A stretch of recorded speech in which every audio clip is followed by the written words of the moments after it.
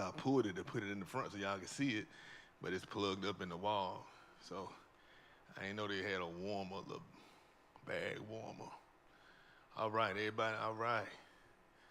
All right, you good. All right. So anyway, we're here for Overflow. And how many people are part of the Overflow investors? All right, I see 1, 2, 3. All right, cool. I know I got to take care of y'all because you got all these Negroes in here who are here for free, and y'all done paid for stuff, so I got some extra for y'all. You know, all these free Negroes that's freeloading, they going to leave, and you going to talk to him. Amen. So I'm just letting you know. So we giving y'all free stuff because we Christians and stuff. But y'all can't get the after party lesson, all right? We love y'all, but I can't make them mad, you know what I'm saying? And so I had one overflow, they got mad that I gave somebody something for free, but I had already had a whole bunch of extra stuff. Like I paid for them to go to do little tours and stuff. You know what I mean? Cause most of the time I paid, I don't make no money off of it. I just use it so I can pay my speakers and everybody else. You know, they got upset and left, but I ain't care because I know I ain't gave them more stuff. Anyway, I just wanted to say that. Some reason I just paid it like that, just had to get it out. But anyway, first of all, thank y'all so much for coming this morning. First of all, just clap for yourself. If you here, that means you are taking care of yourself. The Bible says that he wishes above all things that we be prosperous and in good health. But he also says, as thy soul prospers, which means you need to feed yourself. You need to feed your soul with not just the word, but if you want to be in good health, you need to learn about health. That's why at one point we had Centera here teaching us about health, teaching us about different things about health, how to move around and do health, how to cook, how to eat, how to breathe, all these different things because we wanted to improve our health. And then with wealth, we had Joe Sango, the fully funded life, and we have Overflow investors right now that we're dealing with, Opus Group with John Bright, who I'm about to introduce.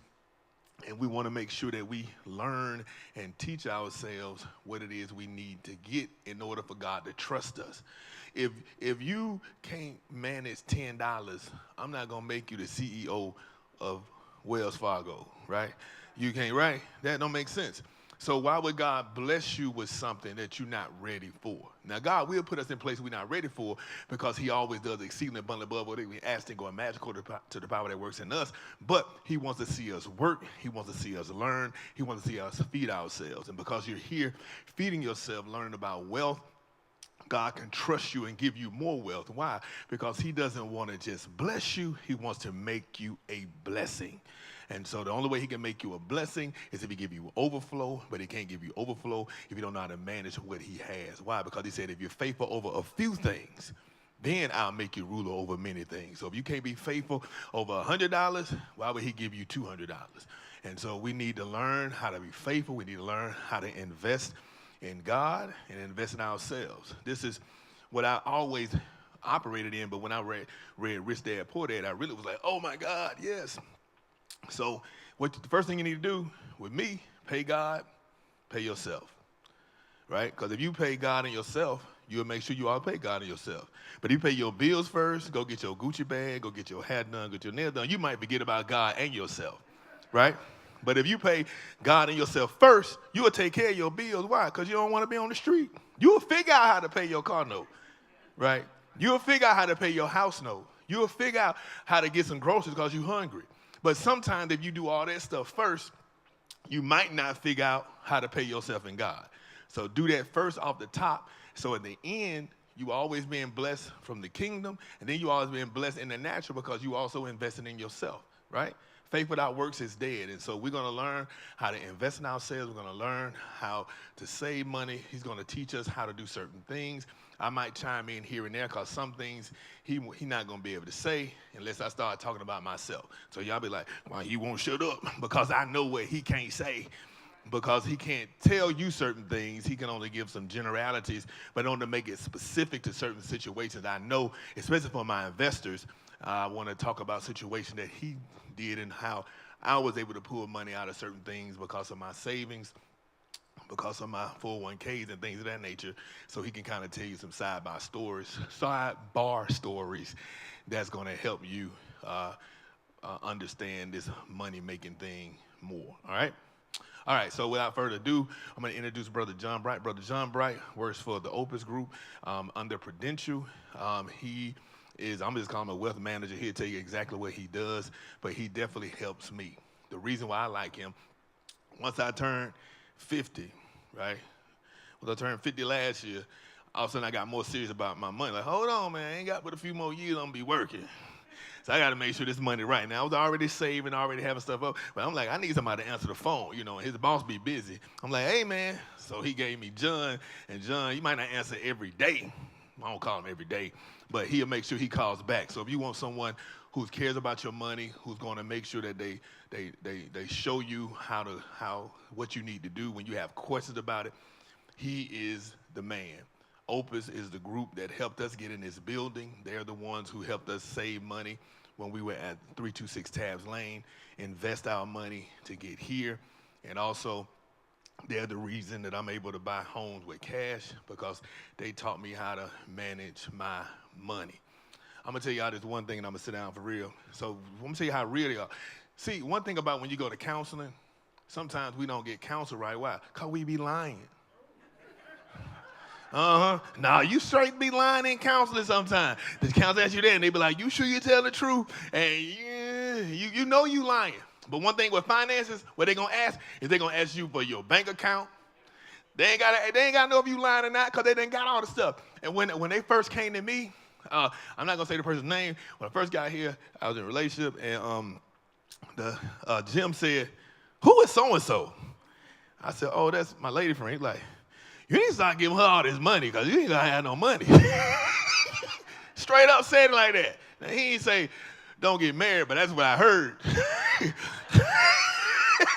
Because it was like, dude, he's like, man, how much do you understand how much percentage of the money? He was like just going through because he was being honest. So because your bank account and where your money goes is not lying. It's not going to lie. Where your treasure is where your heart is. Where your heart is where your treasure is. So wherever you put your money the most, that's what you love the most, and sometimes that may be detrimental because you need to learn how to diversify and put your money in places where it will bring a return. So again, this man of God is definitely great. He's going to teach you how so many different traits of how to take care of your money, how to curate more money, and how to multiply your money. So y'all give a warm welcome to my friend, my financial advisor, Brother John Bright from Opus Group. Yes, yes, yes. Hear ye him. Thank you. Great to see everybody today. I'm glad you all could make it. I am a financial advisor. I live in Missouri, but our company was founded here in Virginia by somebody who lived out here, worked out here, just like you guys. Can you guys hear me okay? I don't want to make sure I'm not blowing you guys out of the gym or out of the auditorium. So we still have a lot of clients here. A big chunk of our company's heart is still here in this area. So I'm glad that I could be here to talk to you guys today. I'm glad that I got the invite to come and try and make a difference in your guys' life. When it comes to finances, each and every one of you, even if husband, wife, father, daughter, whatever the deal is, each of you is an individual. Your financial story is your financial story. This stuff that we're going to go over today, you may have further questions. I encourage you to reach out. We can talk through anything. We can walk through anything. Everybody's going to be at a different level in this stuff. So if you hear some stuff and you're like, hey, I already got that down, or you have no clue and you're like, I need more help. I work with individuals, and I'm more than happy to work with you guys wherever you're at.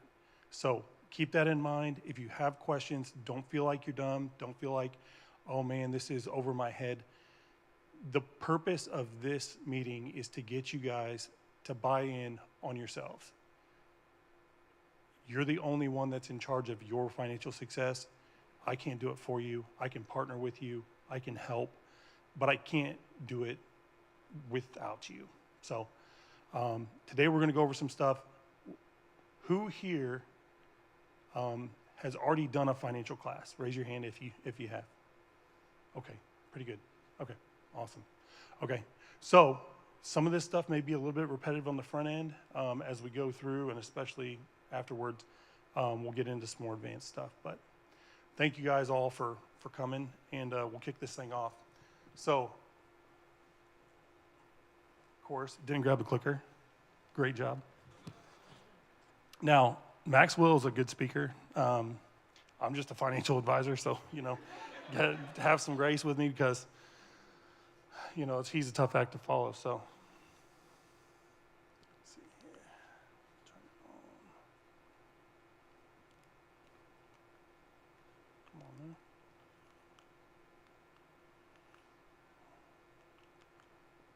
All right, I might need some technical help.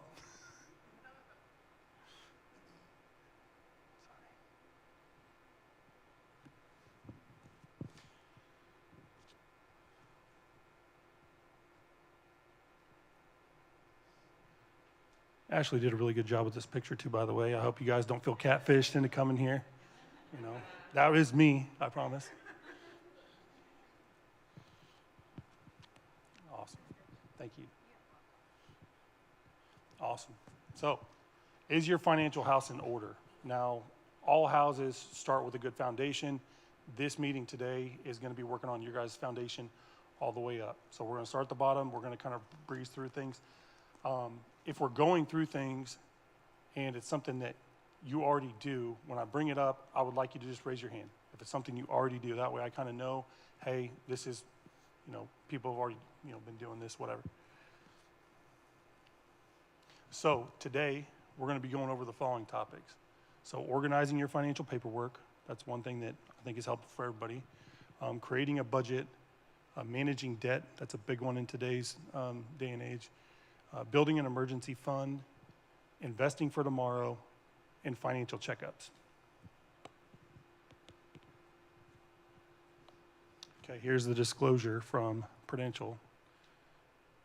So again, kind of like I was saying earlier, you guys are all individuals. This is to be used for education, not for your own, personal financial stuff. If you need help, call me. We'll work on your personal numbers with you personally.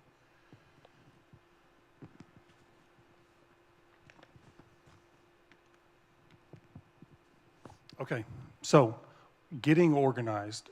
One of the first steps that I do with clients is have them bring in all their information. As Pastor Maxwell talked about, we try not to let people hide. We get the numbers out whether they like it or not. So with this, financial documents are incredibly important. There's a couple reasons, but some of the main ones are the financial documents you have is the tale of the tape you live. So your financial documents that you have are, one, updating you, whether it's quarterly, monthly, annually. It's updating you on your current financial standing. So when you get them, it's important to look at them. Some people get anxiety about that because they're worried it's going to be bad or they're unsure about it. So if that's the case, talk to your professional or the company that you're with to kind of get an explanation of that. So documents pertaining to buying, selling, or improving your home, you keep as long as you own the home. I know that there's some people out there, I bought a car like this not too long ago, where the person had about 57 oil change receipts stuffed in the glove box. That's crazy for a car, but for a house, you want to keep an organized file of all the stuff that you paid on your house. That's important for as long as you own the home. Receipts for major purchases. If you've bought a washer, dryer, a car, stuff like that, you want to keep those receipts as long as you own the item. Sometimes there's warranty information attached to that. In today's day and age with the technology advancements, a lot of people are like, hey, there's an online record of it.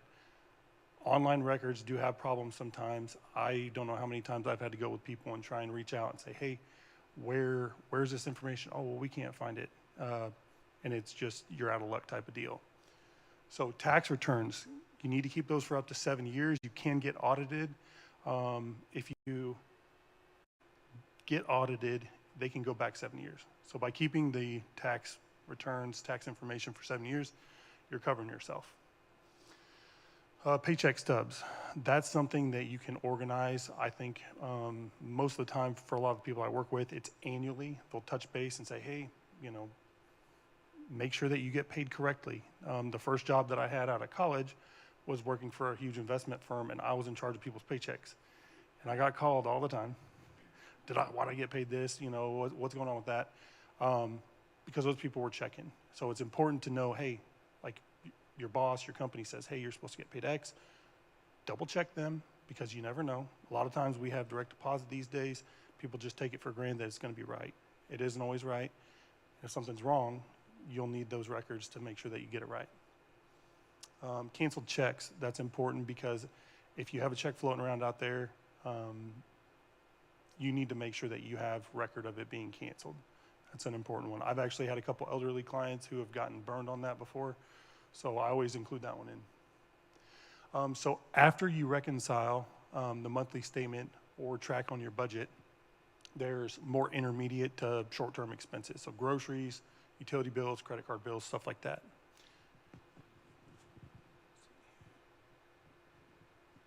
Okay, so the fun stuff begins. So creating a budget. Who here has created a budget before? Okay, now put your hands down for a second.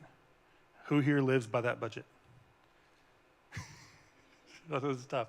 Yeah, it's a thing where a lot of people at one point or another in their lives will create a budget, and hey, don't feel bad. I see some people frowning out there, you know, like it's hard to stay up and keep current with the budget. You get fired up, you make some changes, you're like, yeah, I really feel good about this. And then as time goes on, you lose that same passion for the budget. You know, it's easier the further you get away from it to start straying. It's hard to stay disciplined. New iPhone came out. Oh my gosh, I gotta have it. You know, your wife tells you, hey, I haven't went shopping for a while. That's me. I'll raise my hand here. So, you know, like stuff like that. It's easy to stray from the budget. So, sorry. Yeah. One of the things staying stringent with the budget does is it helps to curb impulse purchases. Who has been out somewhere shopping, even at the gas station, you're like, oh, that looks good, I'm just gonna snag that, and you just grab it. You buy it, and later on you're like, oh, why did I buy that? You know, that was $4, $5. Impulse buys are real. In today's society, marketing is pushing us for more impulse buys. Check this out, bright flashy colors, come get it, you know? So with that, you wanna have that budget so that you can know, hey, I've got a structure here that I'm relying on. I'm not gonna go in and make those budgets, basically those purchases, because it's outside of my budget. So with a budget too, you also are finding ways to save. A lot of people these days, with inflation going up, expenses seem like they've never been higher.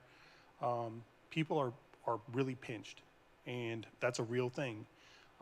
But you've got to find ways to make room for yourself. Part of how you do that is tracking spending to try and cut costs, which starts with a budget. So, okay, so now everybody grab one of these sheets. If you didn't, feel free to grab one on the way out.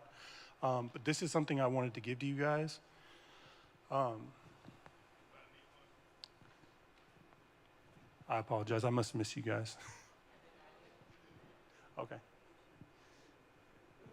So I want you guys to take a minute, look down at the sheet. So there's a category for monthly income and expense summary. So what do you make a month? What do you spend a month? So if you look at the top half concerning the employment and other income, when you get home, I encourage all of you guys to fill this out. This is something I use with my clients, and it can work. It's something where, obviously, if you guys have problems with this, or, you know, I know a lot of you guys have done budgets before. If you have problems sticking with the budget, it helps to have somebody to keep you accountable. It helps to have somebody to work with. I can knock this out with you in like 15 minutes. So that would not cost you anything. I'll do it just because I want you guys to have it. I think it'll make a difference in your lives. But this is something I use with clients in our financial planning programs, and it works really well.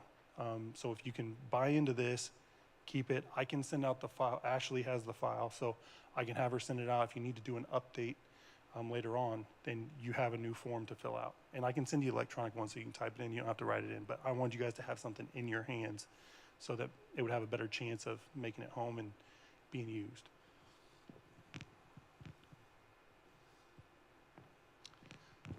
Okay, so going along with that, right? You've done a budget. Now you've got your priorities in that budget. There's the things that you have to have, like Pastor Maxwell talked about: food, rent, your car note. If you're working, you got to have a way to get to work. There's fixed expenses, and variable expenses. So the fixed expenses are things that you can count on being exactly that amount. So, hey, my internet and TV cost me blank number of dollars a month. Rent is going to cost you blank number of dollars a month. Your mortgage, it's the things that are concrete. Your variable expenses are entertainment, vacations, hobbies, sports, home improvement, because those things are not consistent. You may need them. Like, hey, I feel like everybody needs a vacation at some point, but not every vacation is going to have the exact same price. So charitable giving's on there as well. I know a lot of people tithe, and then that's tied to your paycheck. So there's going to be variable stuff there as well. New clothes. You never know when clothes are going to wear out. My wife's tend to wear out a lot faster than mine. It's crazy. I don't know how it happens that way, but she says it does. So the next one that we're going to go into is managing debt and maintaining a good credit score. This is one of the more important factors that you can have, because with debt comes limited purchasing power with the money you're bringing in. So for every dollar of debt you have, that's $1 that you've already accounted for going somewhere that you can't invest into yourself, right? So whether it's a mortgage, whether it's a car note, reducing debt on a credit card, and I would say credit card or any high interest debt would be step one. So if anybody in here has a credit card that they're not paying off at the end of the month, and you're trying to work towards financial freedom, getting that down. Credit cards are one of the highest interest tools that you can use with your money. So you want to make sure that you get those paid off first. Reducing your debt and then managing debt usage and credit will change your life if you get it working for you and not against you. Does everybody understand that? It's one of those deals where it's kind of like a snowball. The snowball can roll both ways. I know that for some of my clients, we do what's called the debt snowball. That's the same name, but it basically, it's a strategy to pay off loans faster. Put a little extra money here and extra money there. Pay off the smallest loan that you have. And then once you pay that off, well, then that money is no longer there to be paying for that one, so you use it for the next one. And then you pay that one down. I started that when I got out of college. I played college football, offensive line. I know a lot of you guys are thinking quarterback. I know I look athletic, but hey. But I went to an expensive school in Missouri, and it was a financial mistake, because I went there. The coach that I had got fired freshman year. We had big plans. Hey, you do X, Y, Z freshman year. I got like a half ride freshman year, which nobody got a full ride at that school. Got a half ride. Sophomore year, I was supposed to get 3/4. Junior and senior year, supposed to be paid for. Hey, you're an athlete. This is what we're going to do. He got fired freshman year, so I got half freshman year, half sophomore year. So now I paid more than I thought I would pay the entire college experience. And I'm a sophomore, and I'm not happy, and I'm at a school that costs way too much money. So I transferred, went to community college, excelled there, went to a 4-year school that was a state school, and then graduated from there. When I graduated, I had 23 different student loans. Back in those days, especially with a private school, it was a deal where you'd get a little bit of a loan here and there along the way to make up the total. So I had 23 different loans. I started with the debt snowball. I ended up going to the debt avalanche, quote unquote, which is where you take felt like an avalanche at the time too. But it was a deal where you pay off the highest interest first. So I had some student loans that were 6.8% interest. I attacked those. You know, I paid the minimum that I could on the smaller interest rates, and I put every extra dollar I had into paying those off. So with the high interest loan debt, the same thing is what you want to do. Whatever's the highest, pay it down, get it managed, get it to a manageable state, and then you can move forward with your life. Your dollar's going to go a lot further when it's not being, you know, leveraged against you. And also, avoid incurring unnecessary debt. I know that there's a lot of things out there that are new and flashy, and society tells us, hey, we've got to have this. Don't go into debt for those things. If you save up your money and you think it's a responsible purchase, then that's fine, but be very leery of going into debt for new flashy things, because that's something that, especially if it's something that doesn't retain its value, because it's going to be something where you get into it and it's going to be hard to get out of it, and the damage is done right when you walk out the door from buying it.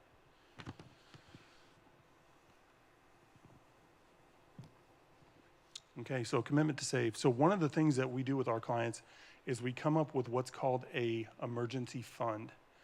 Has anybody heard of that before? Raise your hand if you have. Okay, great, that's awesome.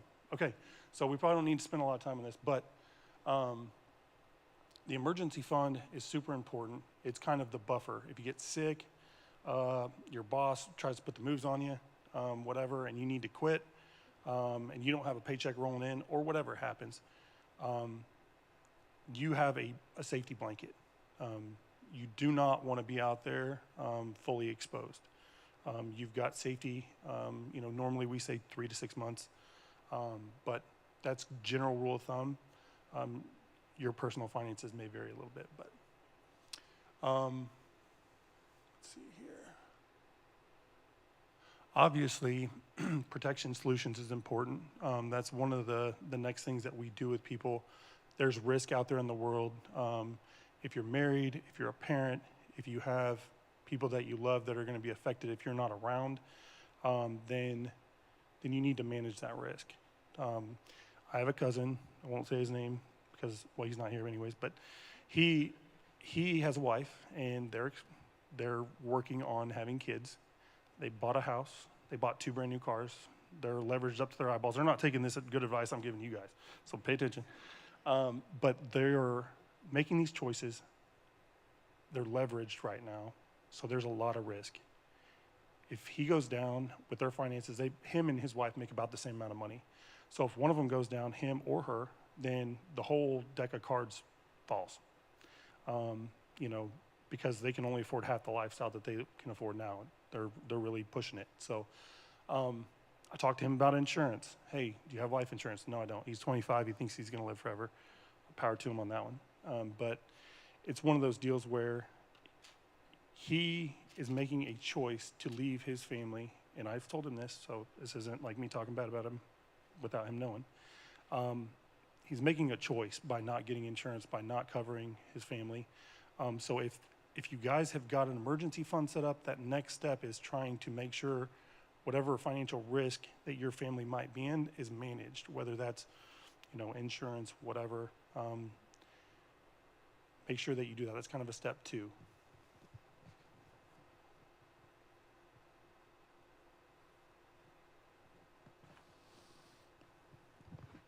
Okay, so tips for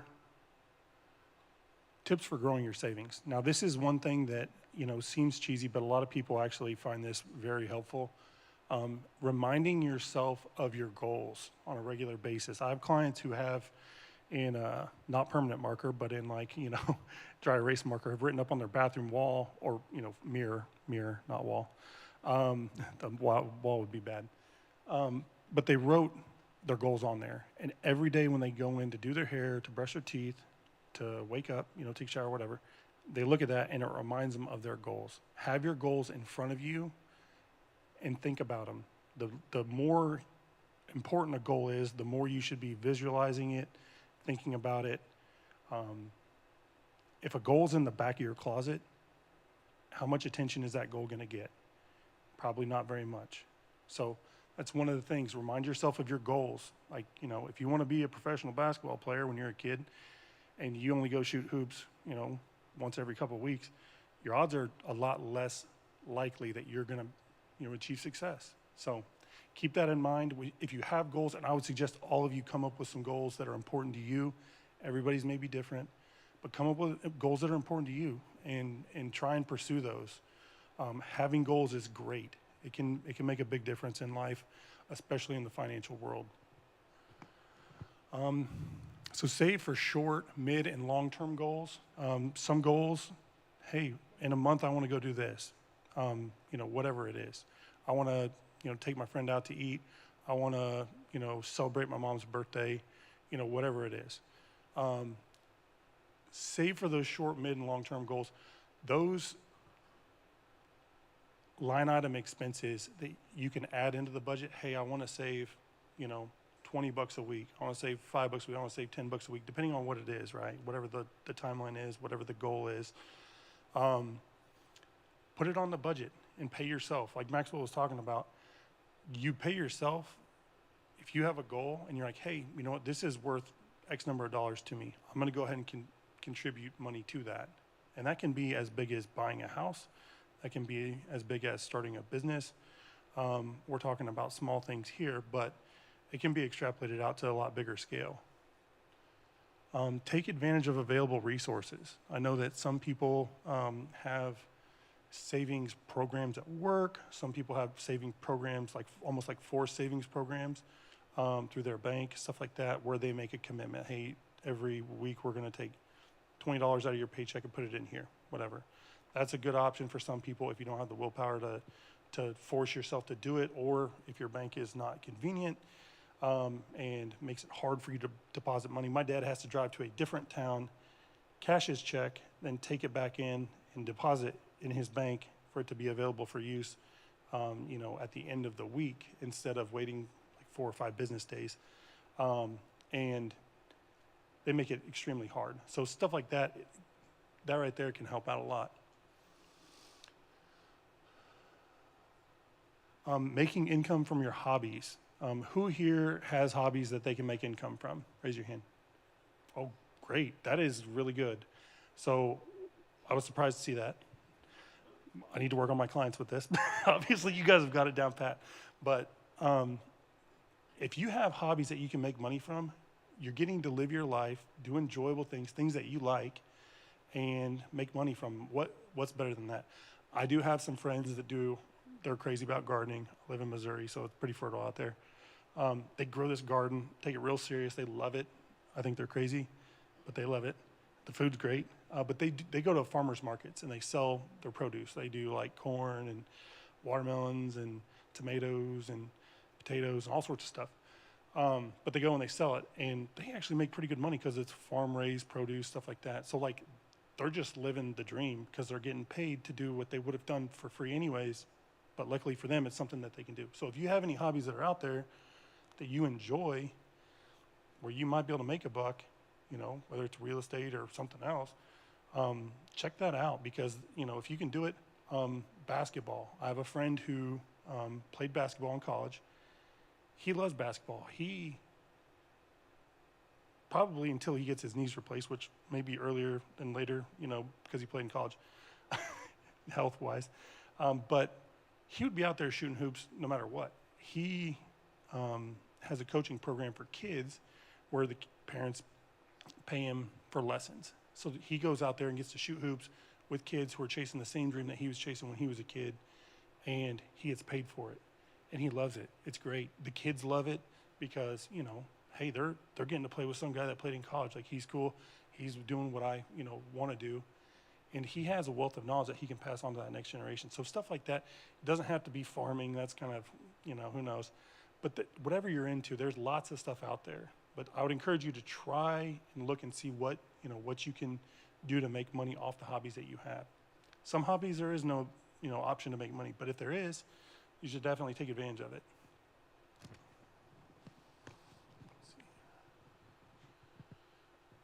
One of the things that people also do, and I don't know who all here does this, but a lot of people, I try to pay the exact amount or just a little bit less than what my tax return or what my tax is going to be for the year. I try not to overpay it because I feel like I'm giving the government a loan. But if you are a person who pays your taxes and gets a tax refund, that is a prime opportunity. And I know some people, it's like, hey, when that tax refund comes in, they start spending it before it gets here. If you can change your mindset to say, hey, because I know with a lot of people, it's, money's tight right now, like I talked about earlier. When you get that check, if you can make sure that you haven't allocated any of it out in your mind before you get the check, and you can pay yourself first, put some of that into an emergency fund, into savings, whatever it is, that is a great way to take the first step. With tax season on us, that's something that's coming up and probably in the forefront of everybody's mind. So I would encourage you to try and do that this year if possible. I know it's tough.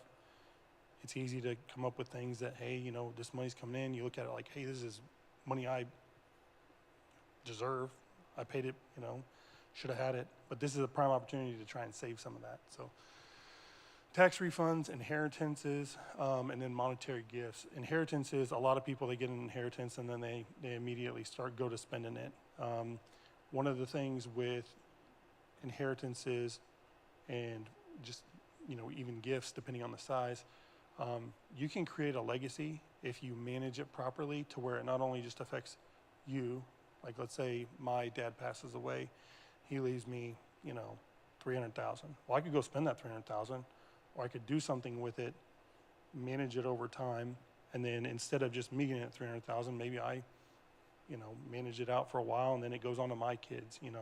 There's different ways that you can take this and make it a legacy for not just yourself, but for your community, for your family down the line, or just for your protection later on.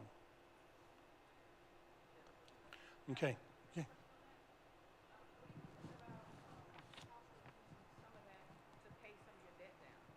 Yeah. Oh, yeah. Yeah. So if you have debt and something like that does happen, that's a good choice, because when you have debt, imagine it's going to cost you, let's say you have a 22% interest on a credit card or something like that, or let's say 20% interest. For every dollar that you have sitting out there accruing, it's going to cost you $1.20 if it's 20% to then pay it off. So if you get a tax refund come back and it's let's say it's $1,500 and you've got a credit card that's $2,000. If you just go ahead and pay it off, well, that's an extra 20% there that you're not going to be paying on that in the future. So even though you see the money going out of your account now, it's something where you may not see it, but it's actually saving you 20% on that payment going forward. The earlier you can pay it off, and that was a great question. The earlier you can pay it off, the better, because you do not want that to lag out there. A lot of people make the minimum payment on stuff, and they're milking you for your money. They want you to make the minimum payment because they want to make as much interest off you as they can. All companies are out there to make money. They're no different. So great question. I appreciate you asking that, yeah. So a lot of people may tell you, or you may think to yourself, hey, expenses are tight right now. Inflation's never been higher. The last couple of years has been nuts. Things are tight. Like, I don't have any breathing room. I don't have, $1,000 a month to spend on, trying to put myself in a better position. You can make small moves that will add up over time. Now, this right here is just a chart that I came up with, and it's saying, imagine if you save this much every week. So there's $25 on the left, 75, 125. So now I just did a 4% compounded rate. Obviously some of the investment stuff is doing a lot better than that, but this is just like a very conservative rate, to use. So if you put that $25 a week in and saved it for 25 years, at the end of that, you'd have $55,237. $25 a week doesn't seem like a lot of money. I went out to Carrabba's, which is not too far. It was like really one of the only places next to the hotel that I stayed at last night. I spent like $25 on one meal. And I was like, hey, dang, it goes quick. But like also if you start putting it away, you can make a difference over time. So if I would have just stayed in a hotel room and not done that, I could have contributed, made my life a little different later on down the road. $55,000 is not, hey, I'm just, you know,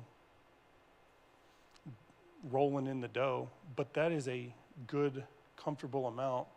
Obviously, as you continue on and as you develop in your finances, well, no matter what stage you're at, there's always room to improve. But as you start working on these things, $25 turns into $75, turns into $125. Then it turns into, you know, Maxwell's got some stuff he's doing. Turns into, hey, you know, I'm going to put in 2 or 3 grand, you know, every quarter. Then it's like, hey, you know, I think I could do maybe $1,500 a month, something like that. As you build and as you progress, these goals start off small, take bite-sized, manageable chunks, and then progress them out. Rome wasn't built in a day, is the saying. Your finances won't be built in a day either, unless you hit the lottery. Call me if you do. I just want to congratulate you. But it's, you know, it takes a lot of work. And that's one of the things that in this class, you know, that is your financial house in order. There's a lot of work that goes into making yourself financially successful. You know, at anything that you did in life, you had to work at it, right? Like when we were born, none of us knew how to run. We started off just kind of laying there, and eventually we learned to roll over. Then we kind of learned to, you know, crawl. And then eventually at some point we stood up, and then we walked, and then we stumbled, you know, and then eventually we ran, right? Some of us faster than others. You know, I might have been on the slow end of that, but with that, it's a developmental thing. Now, you know, no matter what age of life you're at, no matter what stage of life you're at, it's never too late to get started. It's never too late to make progress towards your goals. If it's important to you, then it's worth doing. So that's one of the things that, you know, I think a lot of people, you know, they put themselves last. They're like, hey, I'm going to do all this other stuff first, and then they think about themselves last. Your goals are important, and they deserve to be, you know, taken seriously. Financial checkups. This is one of those things. I know I had you guys raise your hand earlier about the budget. One of the things that I've found is people get really gung-ho, take a class, maybe a Dave Ramsey course. I know a lot of people that have done that. They're all fired up, and they're like, yeah, I'm doing this. And they do it, and then over time, something starts to slip here, something starts to slip there. Something will, you know, kind of cause them to go off their course. The checkups, whether it's for health insurance, long-term care insurance, disabilities, investments, debt management, those checkups are important. Check in with somebody. If it's, you know, an accountability partner, if it's your husband or wife, if it's your sister, if it's your mom and dad, if it's, you know, a close family friend, whoever it is, or your financial professional, check in with somebody and be accountable. You know, I don't know if any of you guys have ever went to the gym. Going to the gym by yourself can be really tough. Get a buddy. You got the buddy system, worth its weight in gold. You know, there's a lot of times I woke up at 5 o'clock in the morning and had to go run 5 miles, which is weird for an offensive lineman. You think they'd want me as big as possible, but they did everybody, so I was everybody, you know, one of everybody, so I had to do it. So I had buddies. I was like, hey, let's all do it together, which we got a couple guys that were in good shape. They were fast, and they would kind of beat the pace. They break the wind for us. We just kind of coast in behind them. But I'm just kidding about that. But anyways, having a buddy makes a huge difference. You know, be a buddy, have a buddy. You know, a lot of times you'll see certain families or groups of people elevate out of a situation. You're like, well, you know, what you know, they just got lucky, or, oh, you know, they're just whatever. They helped elevate each other. They bought in. They all got on the same page. When somebody saw somebody looking at a brand new car, they said, no, you know, hey, we're doing this stuff. We're getting financially in better shape. Over the course of time, they helped each other to rise to the level they did. I know a lot of people whose family, I have a best friend, his grandpa did that for his whole family. Went in, started making great financial decisions, and he held people accountable. The kids, 6 of them, all success. And now that's unusual. Not everybody, you know, there's always, you know, degrees to it, right? Not everybody's perfect, but overall successful adults. The grandkids, he worked with them, and all of them are doing okay. You know, some of them are doing really good. A lot of them are doing really good. But that one guy, for being a buddy, and he was somebody who people respected. So if that's you, or if you just need to talk to somebody that you respect about this stuff, you can make a big difference in other people's lives if you're willing to help them and hold them to a standard. You know, people don't always like it. I sometimes, well, not sometimes, you know, I would say weekly, have tough conversations with people about their finances. And hey, why did you spend money on that? Hey, what's going on with this? Why did you take $300 out at Quick Trip? Like, what's going on with that?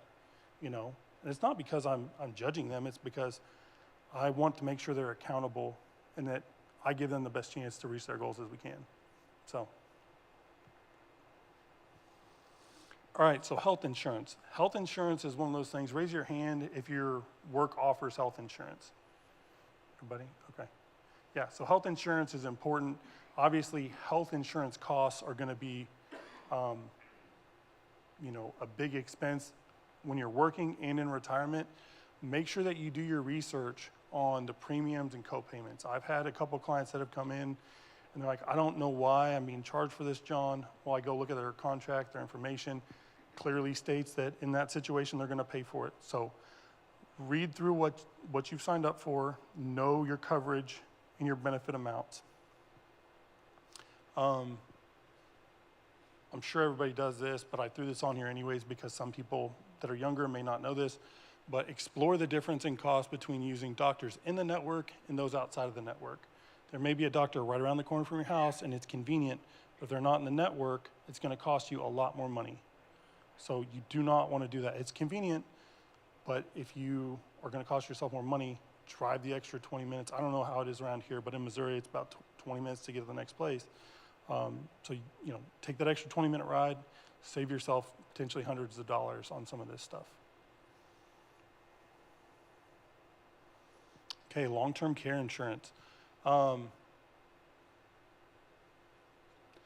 This is a deal where when you are living and you've got something that goes wrong with you, like let's say you have a stroke, or let's say you get dementia, stuff like that, where you're not able to live life normally. This is where a product like a long-term care insurance policy kicks in. It's something that, you know, is probably on the later stages of like something you should do when you're getting your finances in order, but this can be important. If something happens to you and you need long-term care, it's very expensive right now. I'm in Missouri, and I should have checked the numbers when I came out here, but in Missouri, it's about $5,700 a month. So if you need to go into assisted living or nursing care come into your house, it's about $5,700 a month. So, you know, some of those situations, unfortunately, don't last long. People pass on. Some of it's a deal where it can linger. So if you start getting your finances in order, that's where you start to work things like this into your hand that you're going to play in life. If you have something where,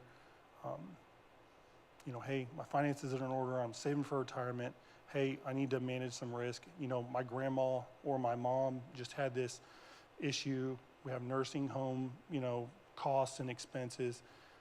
That may be a time to look at that. But this is something that is a later on down the road type deal, not something that you want to do first. Everybody understand? Okay, disability income insurance. Now, sometimes people will have this with their work. You know, depending on your work structure of what they offer for benefits to people, you can get some sort of disability insurance. Now, the one thing that you want to do is double check to make sure it's like, hey, you have to be fully disabled to get, you know, like, let's say you're a doctor and you get disability coverage and it's a deal where you can't do surgery anymore. Let's say you get in a car accident, you break your hand and it just doesn't heal right. You can't do surgery anymore. You're disabled, right? From being a doctor. But if you can go be a Walmart greeter, then if the policy doesn't kick in because you're not totally disabled, then that policy is not going to do you any good. So read the fine print on exactly what type of disability it is. so that you're clear and you know, because there's other ones out there, but the ones from your employer typically are the least expensive. So that's obviously the first. If they have one, then you're going to want to use that first if it covers everything that you're looking for.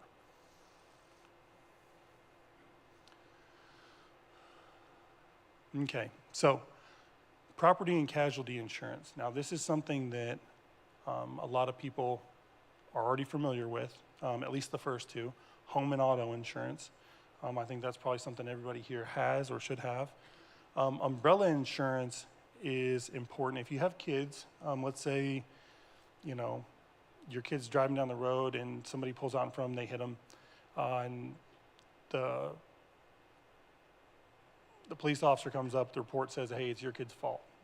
Hey, well, let's say that person sues for more than your insurance covers. Like, so my insurance is like $100,000 for the car insurance, up to maybe like $200,000 for like if there's the car and the person are injured.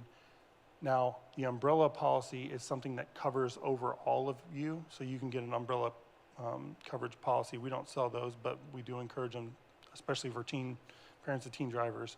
If you have an accident and somebody sues you, they could take your assets, they could take your retirement account, they could take a lot of different things from you.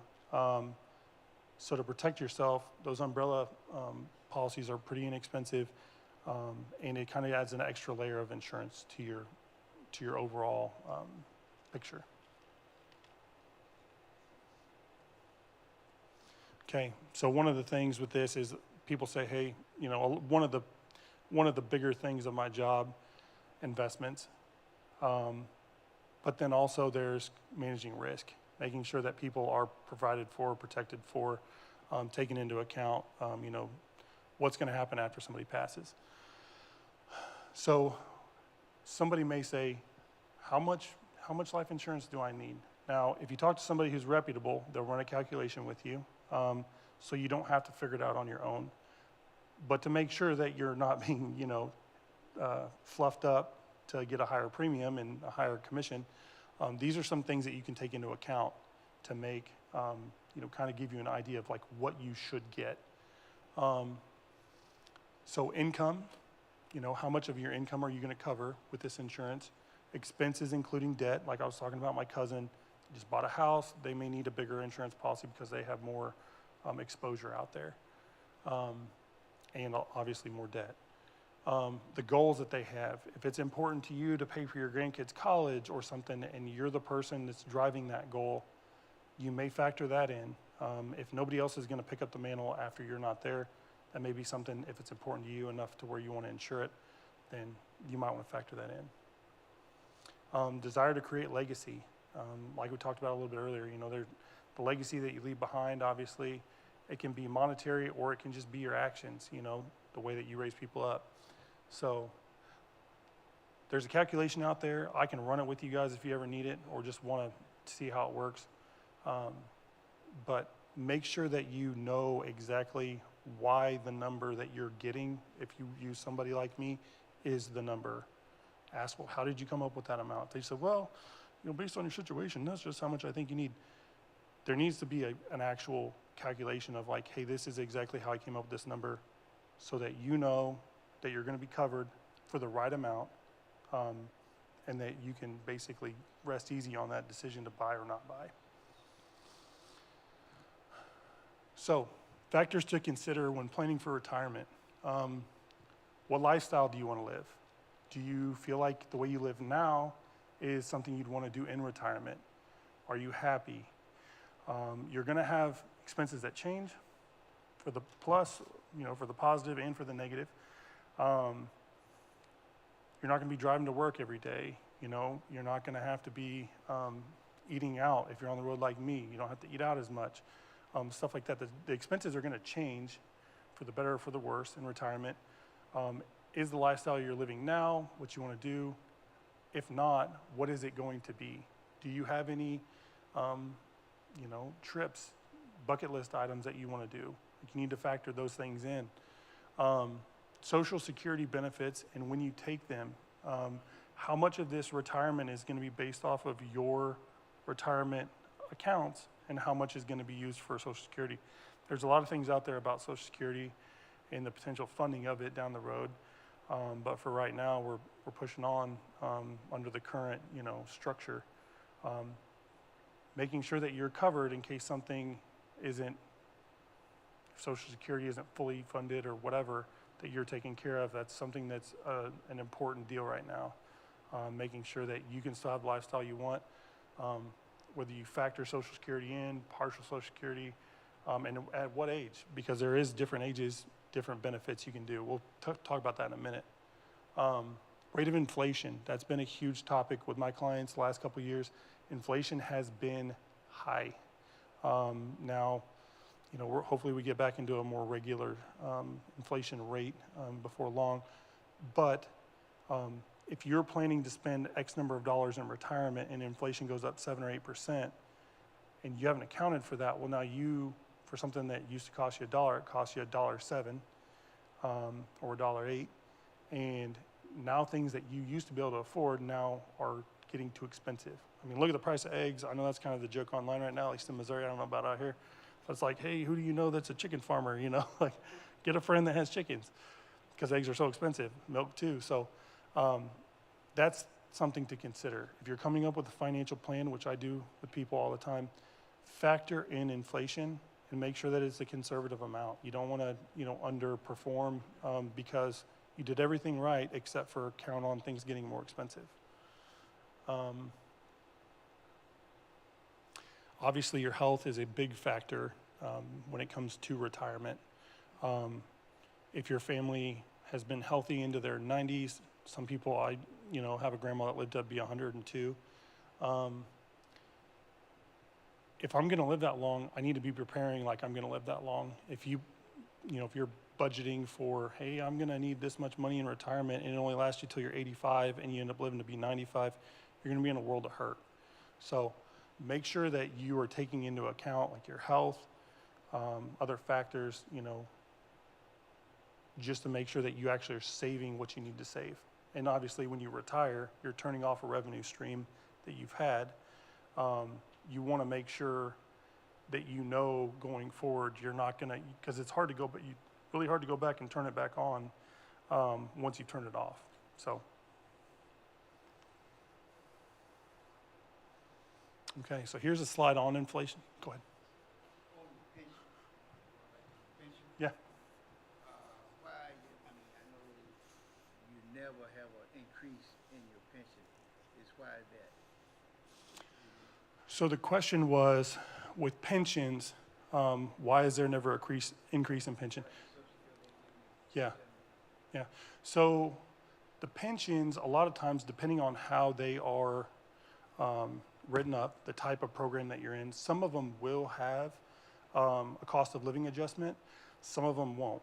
Now, it all depends on the company. So like the first company I worked for out of college, they had a pension program, but that pension, there was no rate of living adjustment, which meant that if you were taking that pension and things grew in cost, inflated, you were going to get $2,000 a month, whether a can of beans cost you $1,500 or not. You were going to get that amount. So it depends on the type. Now, with the pensions, obviously there's other things to consider, but a lot of it is the type of pension that it's set up. That makes sense? No, you're okay. Okay, rising medical costs. This one, it's kind of a scary slide. I don't want you guys to panic when you see this. The estimated average healthy 65-year-old couple will need $300,000 to pay for medical expenses in the remainder of their lives. People are living longer. Medicine costs more. Procedures cost more. Things just keep going down this cycle. This is something that I help people manage. Is 300,000 an accurate number? That's what they're saying. It really ebbs and flows. There are some people that are healthy. They don't have the same expenses. I don't want you guys to be scared off by this, but this is something that you need to take into account. I don't want you guys to think, oh, well, there's nobody told me about this. So medical expenses are a huge deal. Okay, investments. So when you're investing, and I know the last couple of years it's been even more turbulent, it seems like, than it has in the past. But when people have a short-term view of investments, like I like to equate it to, if you are driving down the road and you're looking right over the hood, you know, and you're looking, you're making adjustments, you're not going to have a smooth ride. If you look up in front of you, hopefully the first car you see, but if you look up further in front of you and maintain focus on something further away, you're making less corrections, you're going with the flow, and it's a smoother ride. There's so many people that get into investing and they can't get past the short term. They're looking at their account every day. They know the long-term approach. They know that over time, you know, past performance doesn't indicate future results, but you can go and look at a track record and trying, and with some degree of, you know, certainty, rely on, you know, a certain level of performance. If you end up getting some poor performance right off the bat and you yank it, well, then you don't have the ability to recover from that. You know, I had a lot of people in, you know, this is before I was an investor, but in 2008, housing market went down. My grandma wrote it to the bottom, and then her financial advisor finally talked to her, and she was panicked, took her money out. She lost $275,000, and she still loses sleep at night about it. She didn't need the money at that time. She didn't need to take it out or make a change to the actual, you know, investments, but she let the short term affect her judgment, and a lot of people did it. I'm not just, you know, talking about her, but when it came back, it recovered, and she would have been right back to where she was. And if she would have left it on there even more, it would have continued to grow. She was still working at that time, so she didn't need the money right then, but she could not get past the short term. When you're investing, you need to think long term and come up with a strategy that fits with your life long term. Don't plan for the next six months to be like, hey, I'm going to be making this move and I'm going to zig here and zag there. I'm going to have everything right. It's not a key to success. A lot of people right now that are younger, they're looking at Robinhood, they're looking at investing for themselves, you know, buying stocks, picking stocks. I've had more friends that have lost money doing that than I care to speak about, because it's like, they're like, hey, you know, this is big, I'm just gonna start wheeling and dealing stocks. They have a short-term focus. They're not looking at long-term, they're not looking at consistency, they're making short-term zigs and zags, trying to outperform the market. So try, as you've earned your way into making progress towards your goals, because this is hard work. You guys are all, you know, if you take these steps to improve and get better in your finances, you're going to be working hard. You're going to be sacrificing things that you want to do, extra money that you could spend on a Snickers bar, on a new, you know, hairdo, on getting your nails done, you know, whatever it is, you know, going to your favorite barber shop, you know, whatever, and you know, you're sacrificing. Don't be whipping it every which direction when you're finally getting to where you're going. It takes a lot of time to chip away and make progress to get to where you want to be. It's a long-term approach to getting there. It should be a long-term approach to going through it as well. So retirement doesn't just, you know, preparing for retirement doesn't stop at retirement. You're preparing up to retirement and then through retirement. So this is an important slide. Diversify your assets. For some of you investors that Maxwell had come, this is something that I think is important to you guys. It should be important to you guys. If you have non-diversified assets, you're opening yourself up to risk. Even if it's something super safe, you know, 100% of something is 0% of something else. So you open yourself up to risk for that particular thing. So on the top, we've got non-diversified. He has 100% cash. He's like, hey, I need to keep this in cash for whatever reason. It's low risk to principal, but low growth potential as well. Now, the lady on the bottom, 100% stock, she has high risk, but then also high growth potential. So you're giving up one, you're getting the other. Those are the two ends of the spectrum. Now, on the right-hand side here, you've got a diversified, almost like a diversified portfolio. You've got several different baskets that you're putting money in, and you can weight those however you want.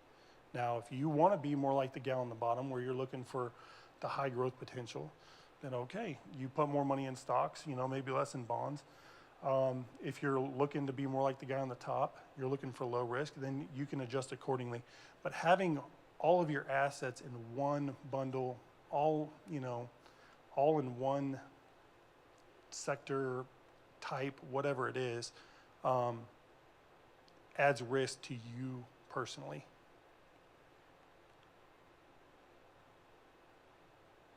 Okay, so tax implications. Everybody here pays their taxes, right? Here, hold on, I'll come back to you. I hope everybody raised their hand.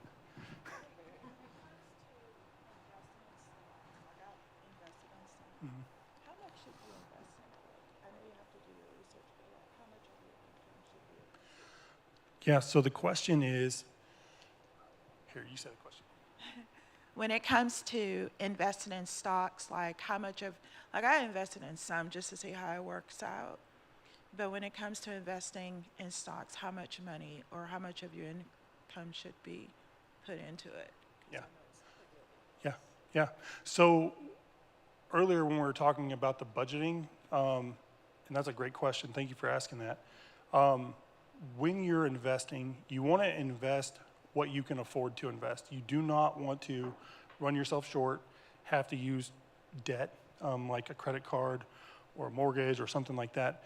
You want to invest responsibly. It's nothing like gambling, but you know how they say, hey, gamble responsibly type deal.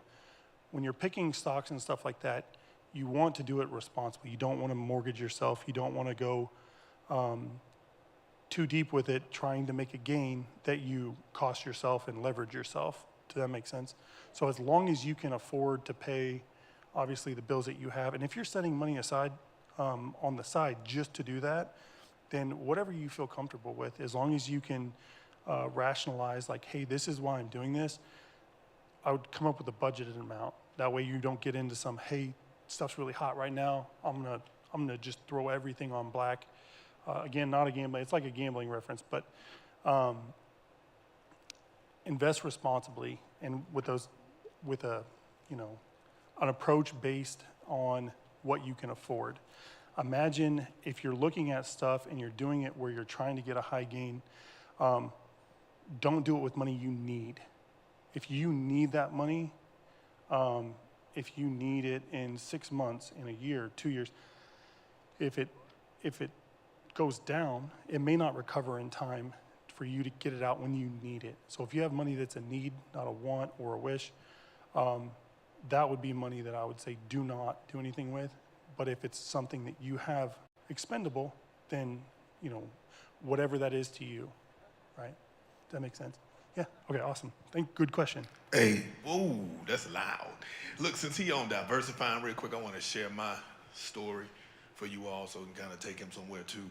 So, especially for my investors. So me, when they first came to me, I always just had a lot of my stuff cash because I still had retirement from my teacher's place, but I wouldn't put anything else in it because I had left teaching to come here.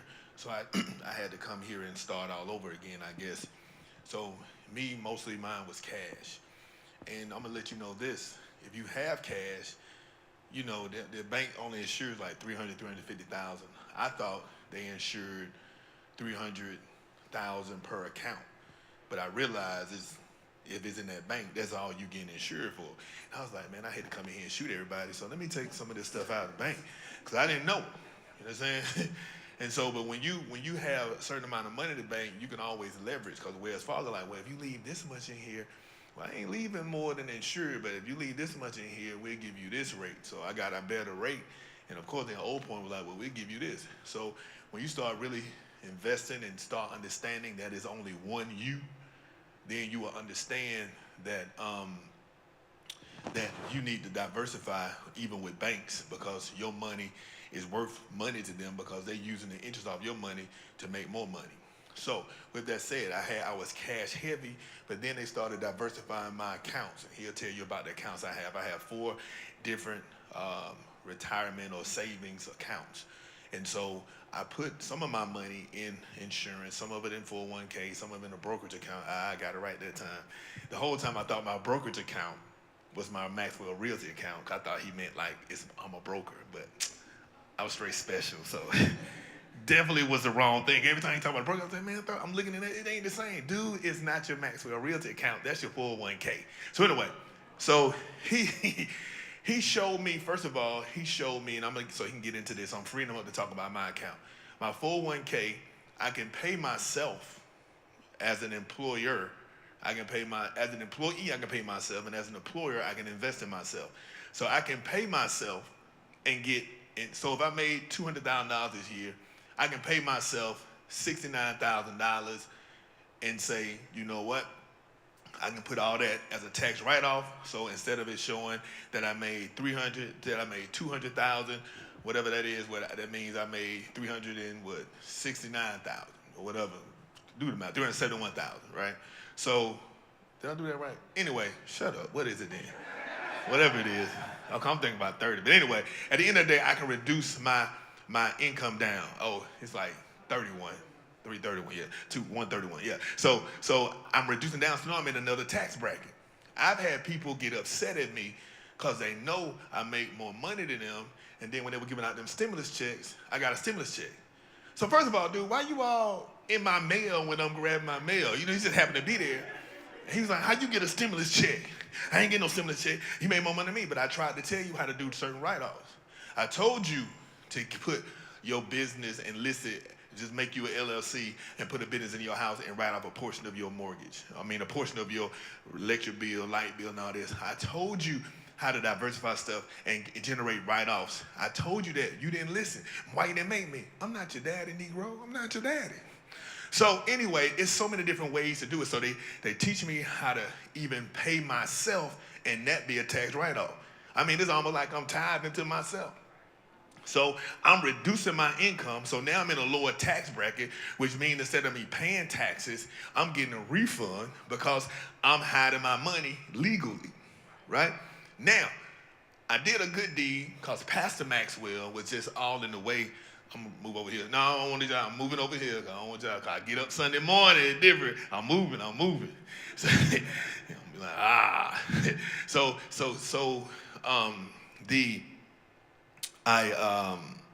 what I was talking about?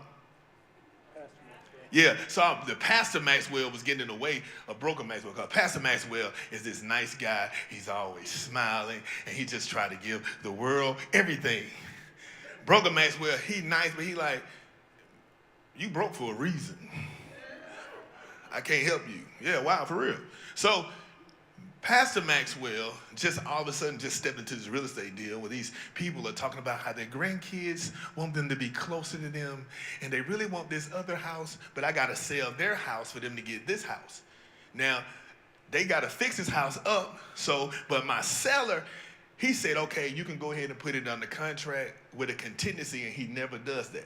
So I put a contract on the house with a contingency, but then after a while, he got antsy because why did the nice guy want to do his own work? Dude, you're not a contractor. So it took him longer. So now the house is still out of the market. So by the time I put it on the market, the seller like, hey man, I'm ready to sell. And all of a sudden, Pastor Maxwell steps up. He get on my nerves. Because this is Maxwell broker right now. So Pastor Maxwell steps up and says, oh no, we can go ahead and pay this house off, and we can pay this house off so the investor can hold the house for them. So then when I sell their house, they can buy this house. I said, what you owe? He said $170,000, right? I'm like, cool. So then I should have just, see, y'all, dudes, you with me. I should have just said, all right, I'm going to give you $170,000 and I'll be done. But no, don't tell her I said this, but it's going to take Mr. Young like, well, see what the payoff is. Women always want details. I hate y'all sometimes. So I asked him for the payoff. He sends me the payoff, and the payoff is $203,000. I should have just gave the Negro $170,000, like that's what you said, and I'll be done. But women always want the details. Curiosity killed the cat. Do you understand what that means? It kills them. They actually die. So anyway, so my curious self listening to my detailed COO, I go ahead and ask for it. So it's a 203. So now I'm upset because now I'm like, I'm buying this other house for 150 and I got to fix it up. So now I know I'm about to get to the place where I don't want my account to go below a certain amount. Boom. So I got 203,000 tied up here. I got 150,000 tied up here. Now I got to get some other stuff fixed. So I got like $400,000 tied up because Pastor Maxwell then stepped into the business arena. I don't like him. He'll be cool tomorrow, but he need to stop showing up during the week. And so we get to the buying, and so now I want to buy this other house, and I'm just stepping out because I'm like, this house I can put, I don't know what I can do. I own this house next door to it, so I want this house, and so I'm like, let me go ahead and get this house. So I put $19,000 on it because I had to get it from the courthouse, and now it's like, dude, you know you ain't got enough money to buy this, right? Yeah, I'm just like jumping out here. So then I call John, I'm panicking. Hey man, I need to pull some money from somewhere. You know, he calm because it ain't his money, ain't his situation. So he like, chill, like, you know, it's all good. It ain't, dude, I need some money. Okay, I got you. So he says, hey, I'm gonna figure out where to pull it from. So he takes a day to get it again. I'm like, man, this dude need to come back today because I gotta close on this house in 14 days. I'm like, you know what, he got me, I'm chill. So anyways, he says, he goes through all the different, that's why it's good to have somebody that know what they're doing. Because sometimes you don't know. And what we need to learn how to do is submit to people that know what they're doing. So I'm like, hey, I said, pull out this account over here, right? He said, no, let me just see. He said, you put it out of here the last time, but this would have been better. Now, I ain't tell you this part, I'm going to tell you this part. See, I told them where I wanted to pull it from, because I knew where the money was, and they just did what I said, and they put it from two different places. My thing is, I don't care if I tell you, if you tell me something better, because that's what you do, tell me. So I thank you. But your colleagues, sorry, they didn't do that.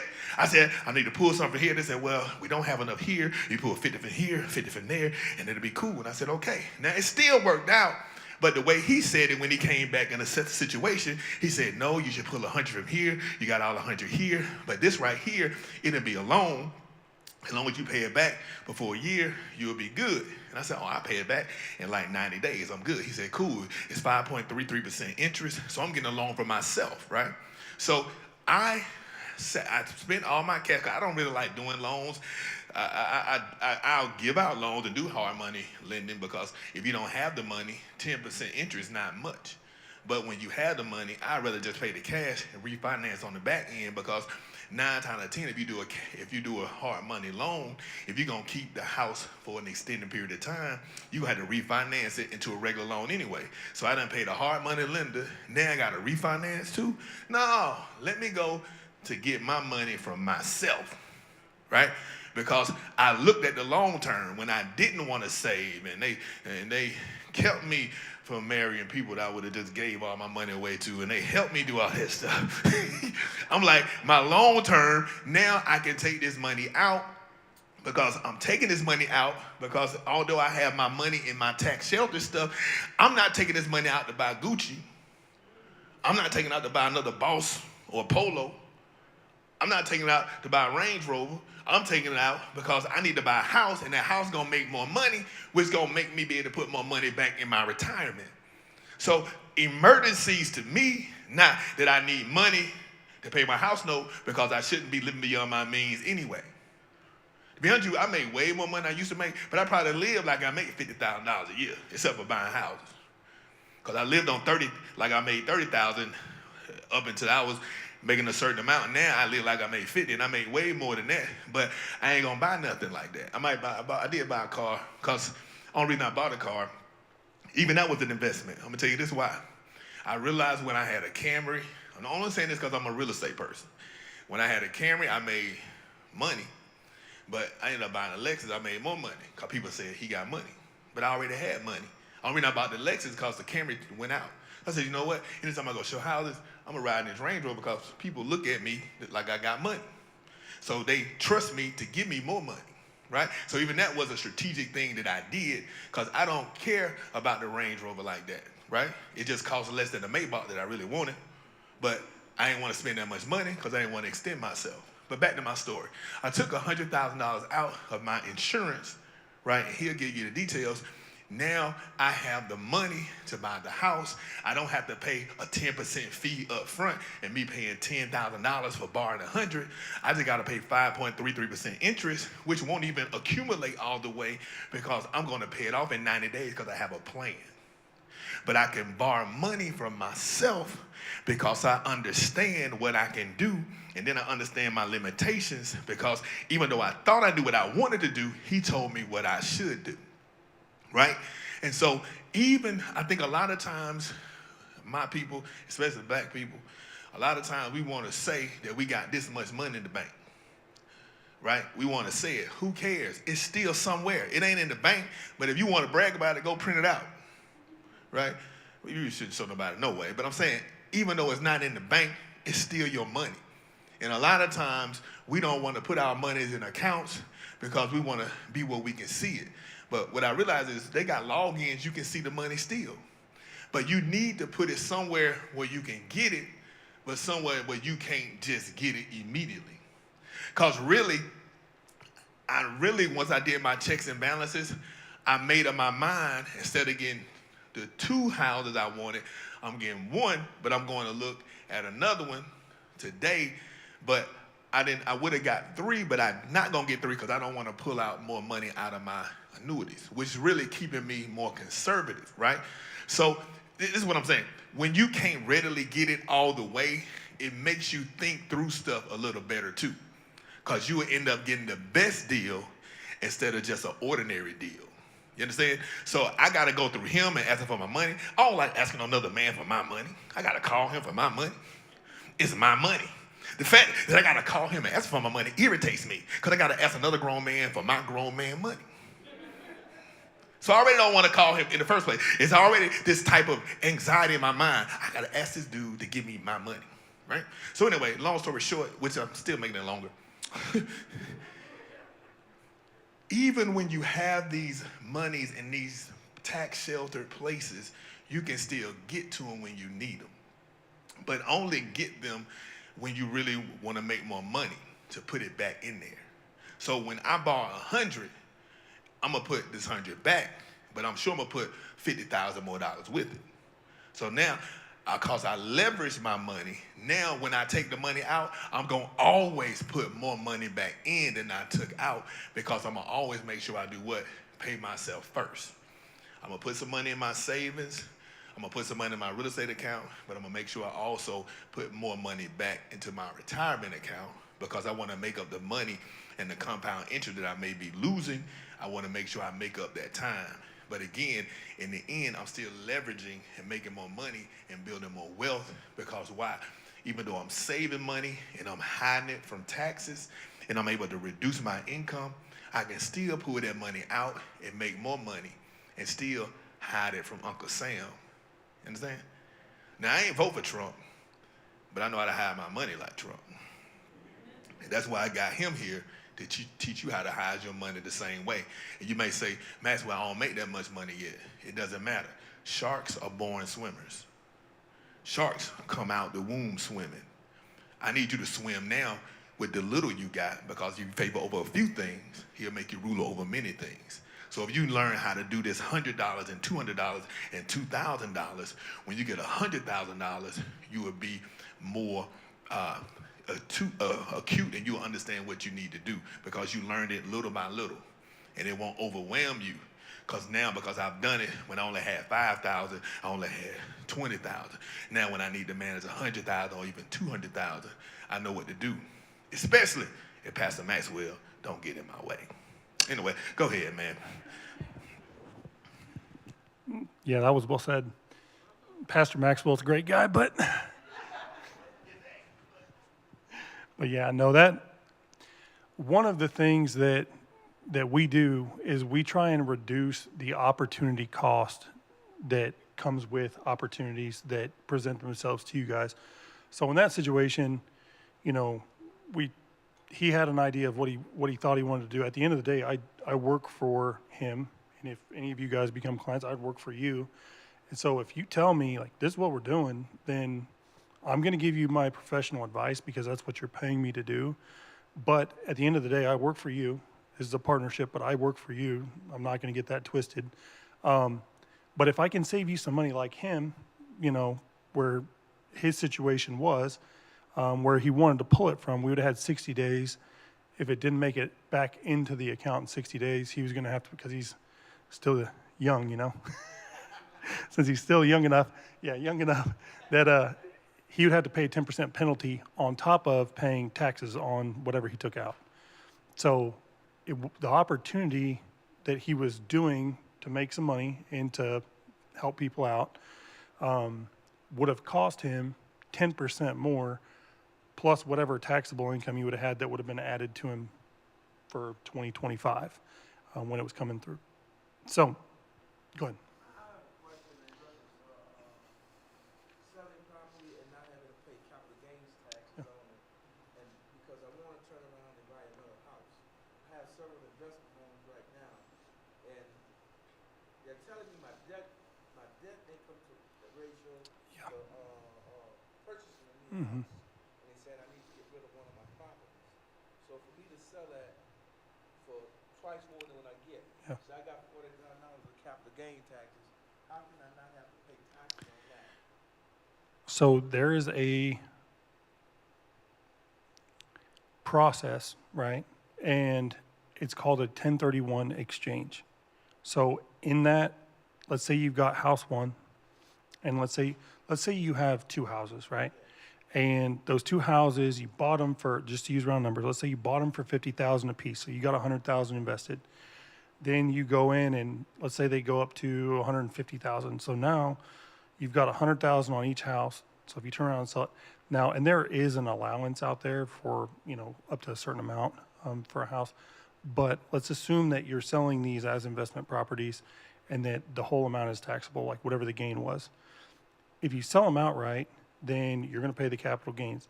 If you take and do the 1031 exchange, then you take the value of those houses and you, even though you're selling it, you're making a commitment to move it to this other asset. So like, let's say you had two houses and let's say you bought an apartment complex that had eight units or whatever. So you took that amount of money, and now there's some steps. So reach out to me because like I can send you the steps on how to do this. But the 1031 exchange, you take the value from one thing and you assign it over to the other. There's no taxable event. So you don't pay capital gains tax. You just took it from A, moved it to B. It's like taking it out of one pocket, putting it in the other one. Saves you because, you know, you're still wanting to do the investment property thing. You want to own property. You just don't want to own these properties anymore. So let's say, you know, moving out of a neighborhood, moving into a neighborhood, whatever the situation is, 1031 exchange. I'll write that down because that's, and you can reach out to me later, but there's certain steps, like there's guidelines of timing of how it has to happen and stuff like that. So you want to identify a property before you sell the properties you have. And just, yeah, we can talk through it at more length, but that's how you do it, 1031 exchange. Let me answer the other part of this too. With the 1031 taxes, he gonna give you the rest of it, but when you make sure you get the lawyer that already knows how to do it too. Yeah. So, because if they don't know how to do it, you don't want to close with them because the government not gonna let you touch that money. When you do it, they're gonna put it in an escrow. And then once you close on the next house, they're gonna take that money from that escrow and put it toward the next house. Now the house you buy has to be the same or equal value of the house that you sold. So you can't sell a house worth $200,000 and go buy a house for $100,000.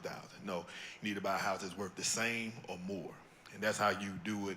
And they don't let you touch it because they say, well, maybe you use $100,000 over here and not the actual money. So when you do it and you already, like you said, already identify, you need to already know that you're going to do it. So when you close on it, you let them know, hey, do you know how to do 1031 tax exchanges? If they say no, you don't want to close with that attorney because they're going to have to handle that process. Because like he said, when you reach out to him, it's a lot of steps you go through. But I really was stepping up for the second half.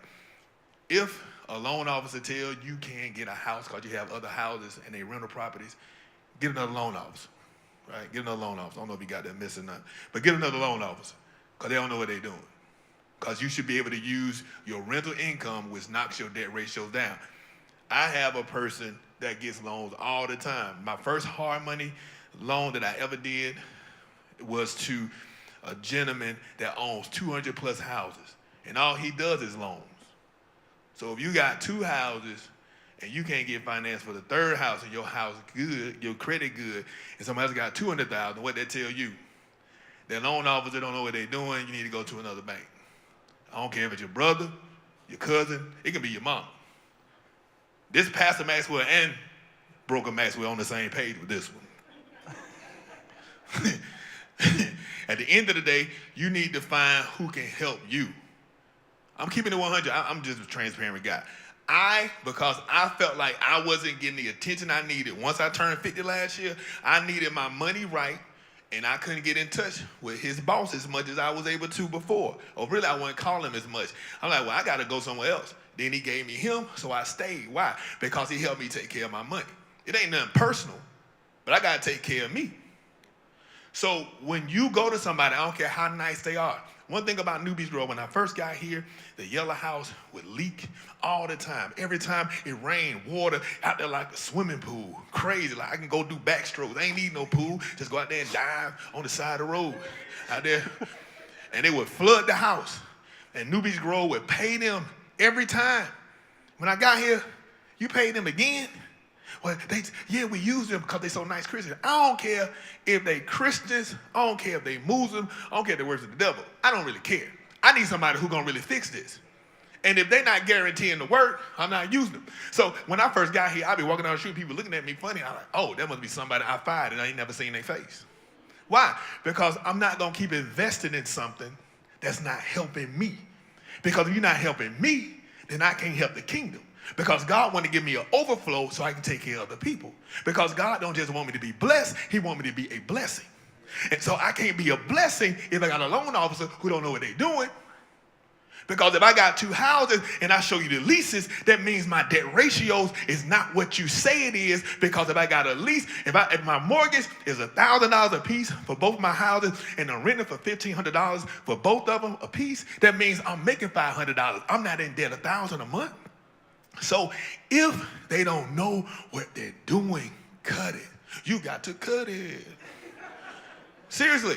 So this is what you need. A lot of times we get caught up, especially as Christians and nice people, because people are nice and friendly, then we want to use them even if they don't know.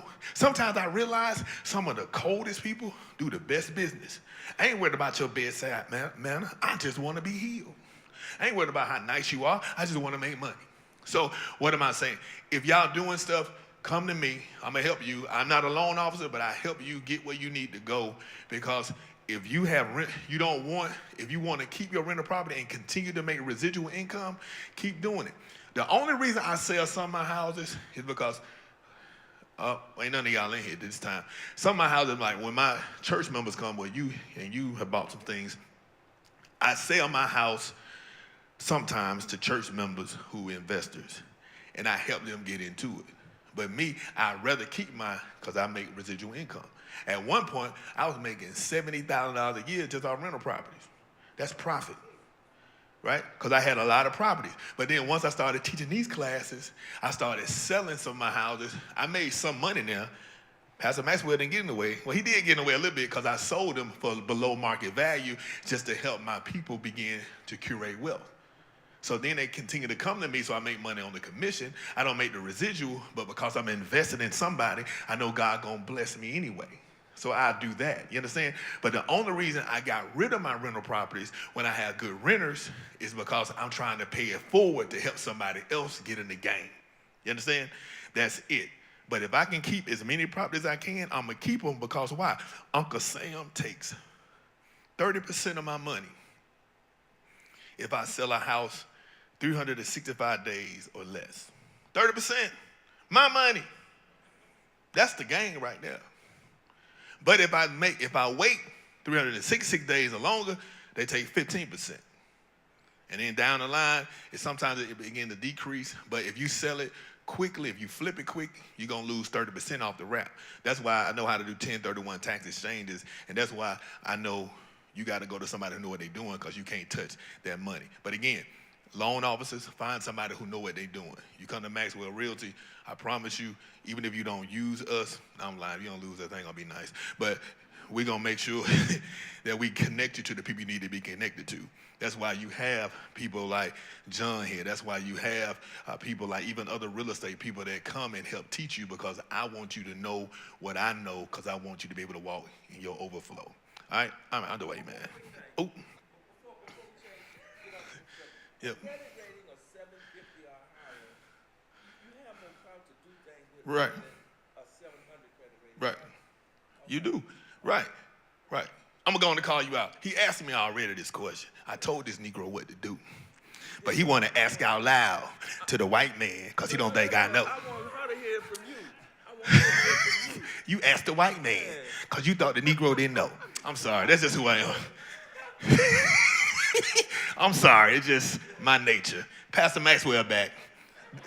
He love you, girl. That's why he asked you that.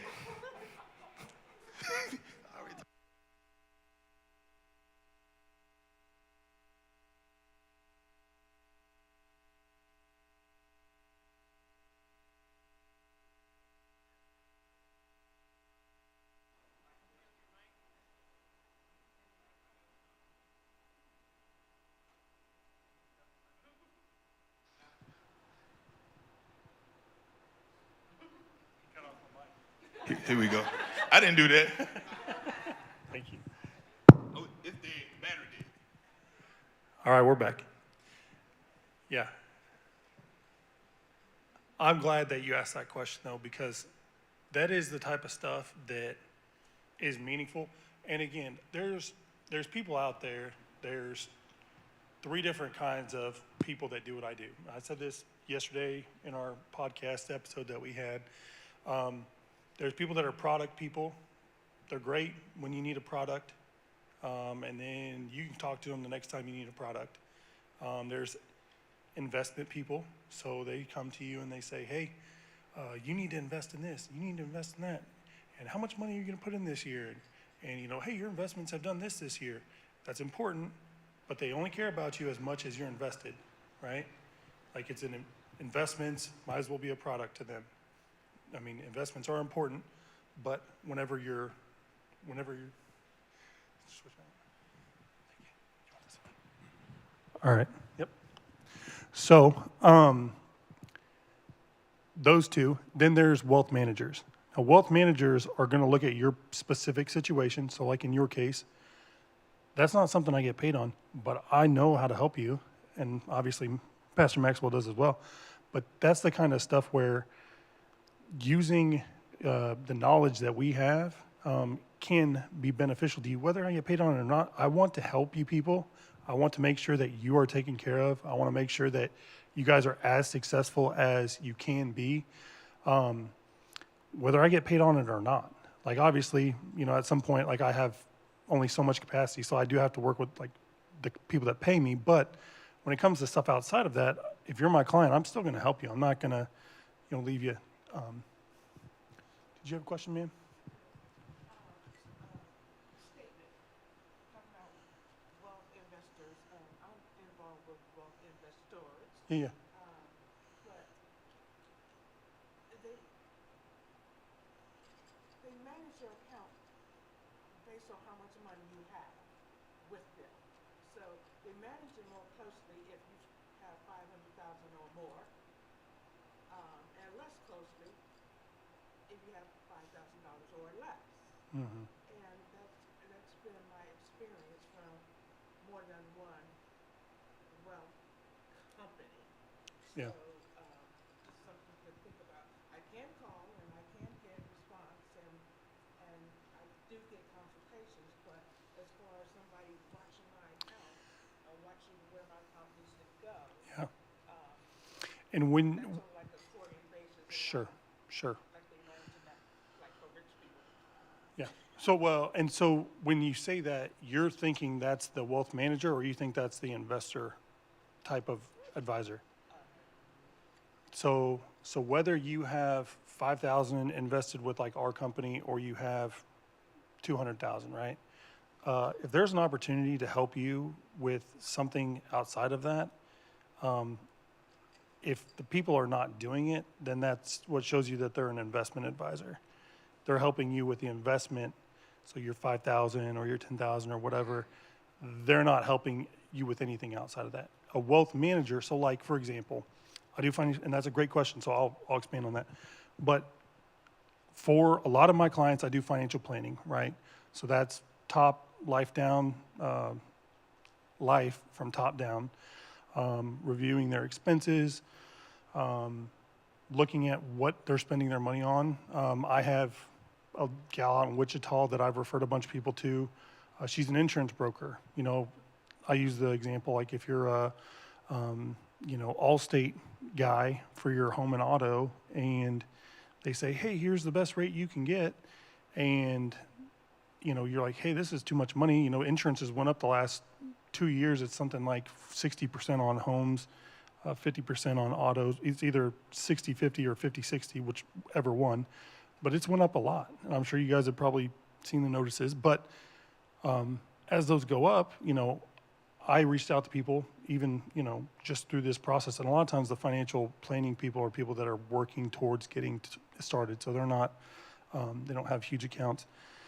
But getting them into like the sweet spot for them is work that I do. So like for the insurance stuff, using an insurance broker who can compare rates across a wide variety of companies, sometimes you find a sweet spot. So like there's a couple clients that have saved $3,000 or $4,000 a year on auto insurance or home insurance by using a insurance broker. So that's also a hot tip.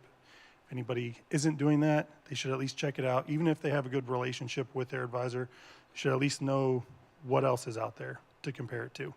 So, but that's the type of stuff that a wealth manager does, right? Like we're not just worried about your investment account. Typically speaking, a lot of the clients that we deal with, we talk to them 2, 3, 4 times a year. But normally that's because a lot of the clients that we have busy lives, and we're trying not to pester. We obviously, if something's going on, we're calling them. If we see something on their account, we're reaching out. But if I call somebody every month or 2 months, then they start to get worried that something's going on. Like, why are you calling me all the time for? I guarantee if I call Pastor Maxwell every month, well, maybe not, I don't know, we'll see. but if I call him too often, he's going to be like, this is, unless he's like, oh, John thinks we're best friends now or something, But with that, it's, and so also you're an individual. So if you need more, touches, like when it comes to, hey, like reach out, talk to me, then that's your own personal thing. That as long as you communicate that, normally people will. I do have that, but maybe I have unrealistic expectation because what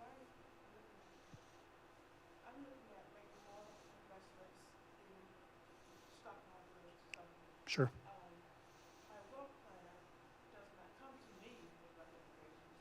I go to my wealth planner with recommendations on, I'd like for you to research this, this, and this.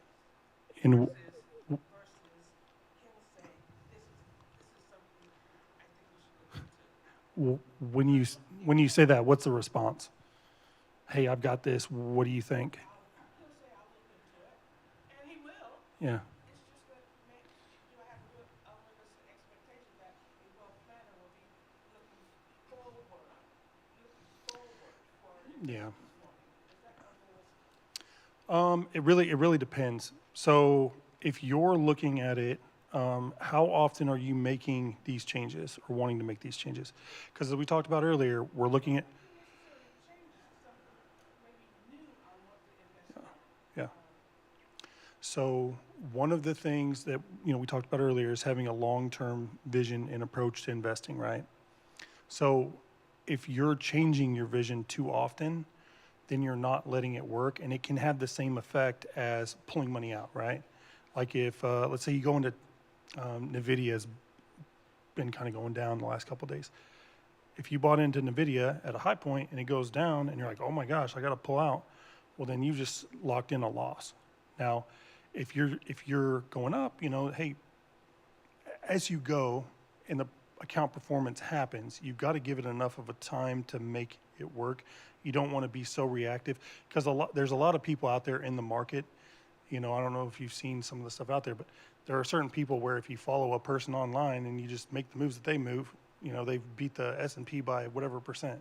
I don't know if you've seen that, but well, and that's what I'm just saying, like, depending on how often, if you're doing it in a reasonable amount of time, like if you're investing something and just wanting to check in on, they should be checking in with you on performance regularly. Now, when it comes to new ideas, sometimes you've got to let stuff marinate. So like the outlook for the next 2 years. I've been listening to a lot of industry professionals, people who are putting forecasts out there. Next 2 years looks good. So I'm not going to be throttling people down, on the risk and, moving it to more conservative allocations. Now, if they come to me and they say, I personally want you to do this, well, then, okay, yeah, we'll look at some options. But normally, if something's working, I let it work. Now, that doesn't mean we're not going to review it and say, hey, this is working. This is what the performance is. So hey, why are we still doing this, John? Well, we're still doing this because this. But I do like your question, and did I answer it? It's kind of a, I'm looking for a new investment. I'm yeah. not messing with what I have, what's already working. I'm looking at Okay, new. Okay, I thought you were talking about. Sure. I apologize. Yeah. So typically, I misunderstood the question. I thought you were saying you had investments and you're wanting to move investments to a new place. You're talking about new investments, adding to it. Yep. So as you add investments, yeah, they should be looking for. If you say, hey, I've got 50,000. Hey, I've got 100,000. Like, I want to do this with it. Well, one, what type of account are you going to put that in? Two, like, what are your options for those type of accounts? How are you going to manage for taxes? How are you going to do, all the different things that you need to do? Performance is important, but if you get performance and it costs you in taxes a bunch, it's going to offset, it's called tax drag. So if it's something that's not a retirement account, then it's going to be something that you need to manage. So with that, if you say, hey, I've got this amount of money I want to invest, they should be coming to you with ideas for that. You shouldn't have to be like, hey, I've got this much money. I also think I should do this, because part of the reason why we get paid is we're supposed to be the ones with the ideas. So if you're doing all the work, what are they? They're just pushing the buttons to like send it off and say, yep, this is what we're doing. So I would revisit that with them, or, if you want somebody to reach out to you, I have some people that can reach out that are more proactive than that. You shouldn't have to bring the money and the ideas to the table. The financial advisor is supposed to do some of that work. I thought you were talking about like managing expectations for like current investments. So I apologize for the first part. Go ahead. Personal home, Yeah. you build equity into it, and you go to sell it. It's the same value where the capital came on. So on your question, are you buying another house or no? Looking at another personal. Yeah. So if it's your personal residence, well, and where's Maxwell at? Do you want to answer this one? This is right up his alley. So I don't want you to I want you to respect it from me. Here. I was saying, if you're looking at selling your personal home and it's built equity, how do you navigate, I guess that's the best word, navigate the gains on your personal home moving into a next one? You don't navigate gains because you don't pay capital gains on your personal home. If you own a personal home, you don't. That's why if you, like, some people let's just keep it real. Some people may buy investment properties, so with conventional loans, you can actually buy a home, live in it one day, and move out. And that's how a lot of people do their investment property. They'll keep doing owner-occupant loans. Now, if they say they live in a home that they're not living in at the time, and they sell it, and they don't pay gains, the government coming for them. They won't come for them for doing loans like that because it's legal, right? But if you living in the house and you really living there, anytime you go to a closing, the attorney gonna ask you this: if you buying a house, they're gonna say, "Do you plan on living on it?" You gonna say yes or no. Even if you're not living in it, government ain't coming for you because they don't really care. Now, when they ask you when you close on a house, are you living in it or not? And if you say yes, I'm living in it, and you don't pay gains on it, and the government find out, you're going to jail. Because it's tax fraud. You understand? But you living in a house and you sell it, you don't pay any of those gains because it's your personal property. So you don't pay any taxes on that. So that's why buying your home is one of the easiest ways to curate and build wealth, because you don't pay on those gains. You can get your personal house is a business. I mean, you can. When I bought one of my cars when I was in Atlanta, my credit score was 797 at the time, like high. And when I got it, the interest rate went up. I'm like, man, I just know this high. This mathematically, this ain't figuring. So I got a home equity loan, which you can pay off in 15 years, not long. Home equity line of credit. And what I did, you could use it as a credit card. I paid my truck off. My note went from $750 a month to $200 and something a month because I was paying over 15 years. Then there's also a tax write-off. Why? Because I can write the interest off on it because it's a part of my mortgage. And so it's so many different ways that you can use your house to leverage and build wealth and take some of your debt down as well. So when you sell it, you don't have to navigate through anything because you don't pay any gains on it. Okay, thank you. Hello. Earlier you said something about putting your home into an LLC. No. Oh, I said you can buy a home. And if I'm living in my house, I'm not putting it in my LLC. Now, my other homes, I buy it in Maxwell Realty name. Because if somebody get mad and sue me, they can sue Maxwell Realty stuff, and that's all they can get. So if I'm renting anything, I do Maxwell Realty. And what I really need to start doing is a trust and put it in a trust. But as far as the LLC, no, I said say you don't even have a business. Say, okay, I bake cakes. All right, so you know what? I'm gonna start me a baking cake business because you bake cakes. Maybe you're not even making money on it, but go ahead and call it business. You know why? Because if you put it in your house, you're saying I use this kitchen or this room as my home office, you can write off a portion of your bills. So a certain percentage when you go to a good CPA, which he always advises to do, you'll be able to write it off on your taxes. So you'll write off a portion of your cell phone, a portion of your internet, a portion of your water bill, electric bill. Because if you have a home and you're owning it, you can always say, I have a home business. Like you one of my agents. Even though you have an office here, you can say, hey, my home office is here and I use this room. And a lot of accountants say, well, pick the biggest room in the house. But at the end of the day, they're going to just do a certain percentage anyway.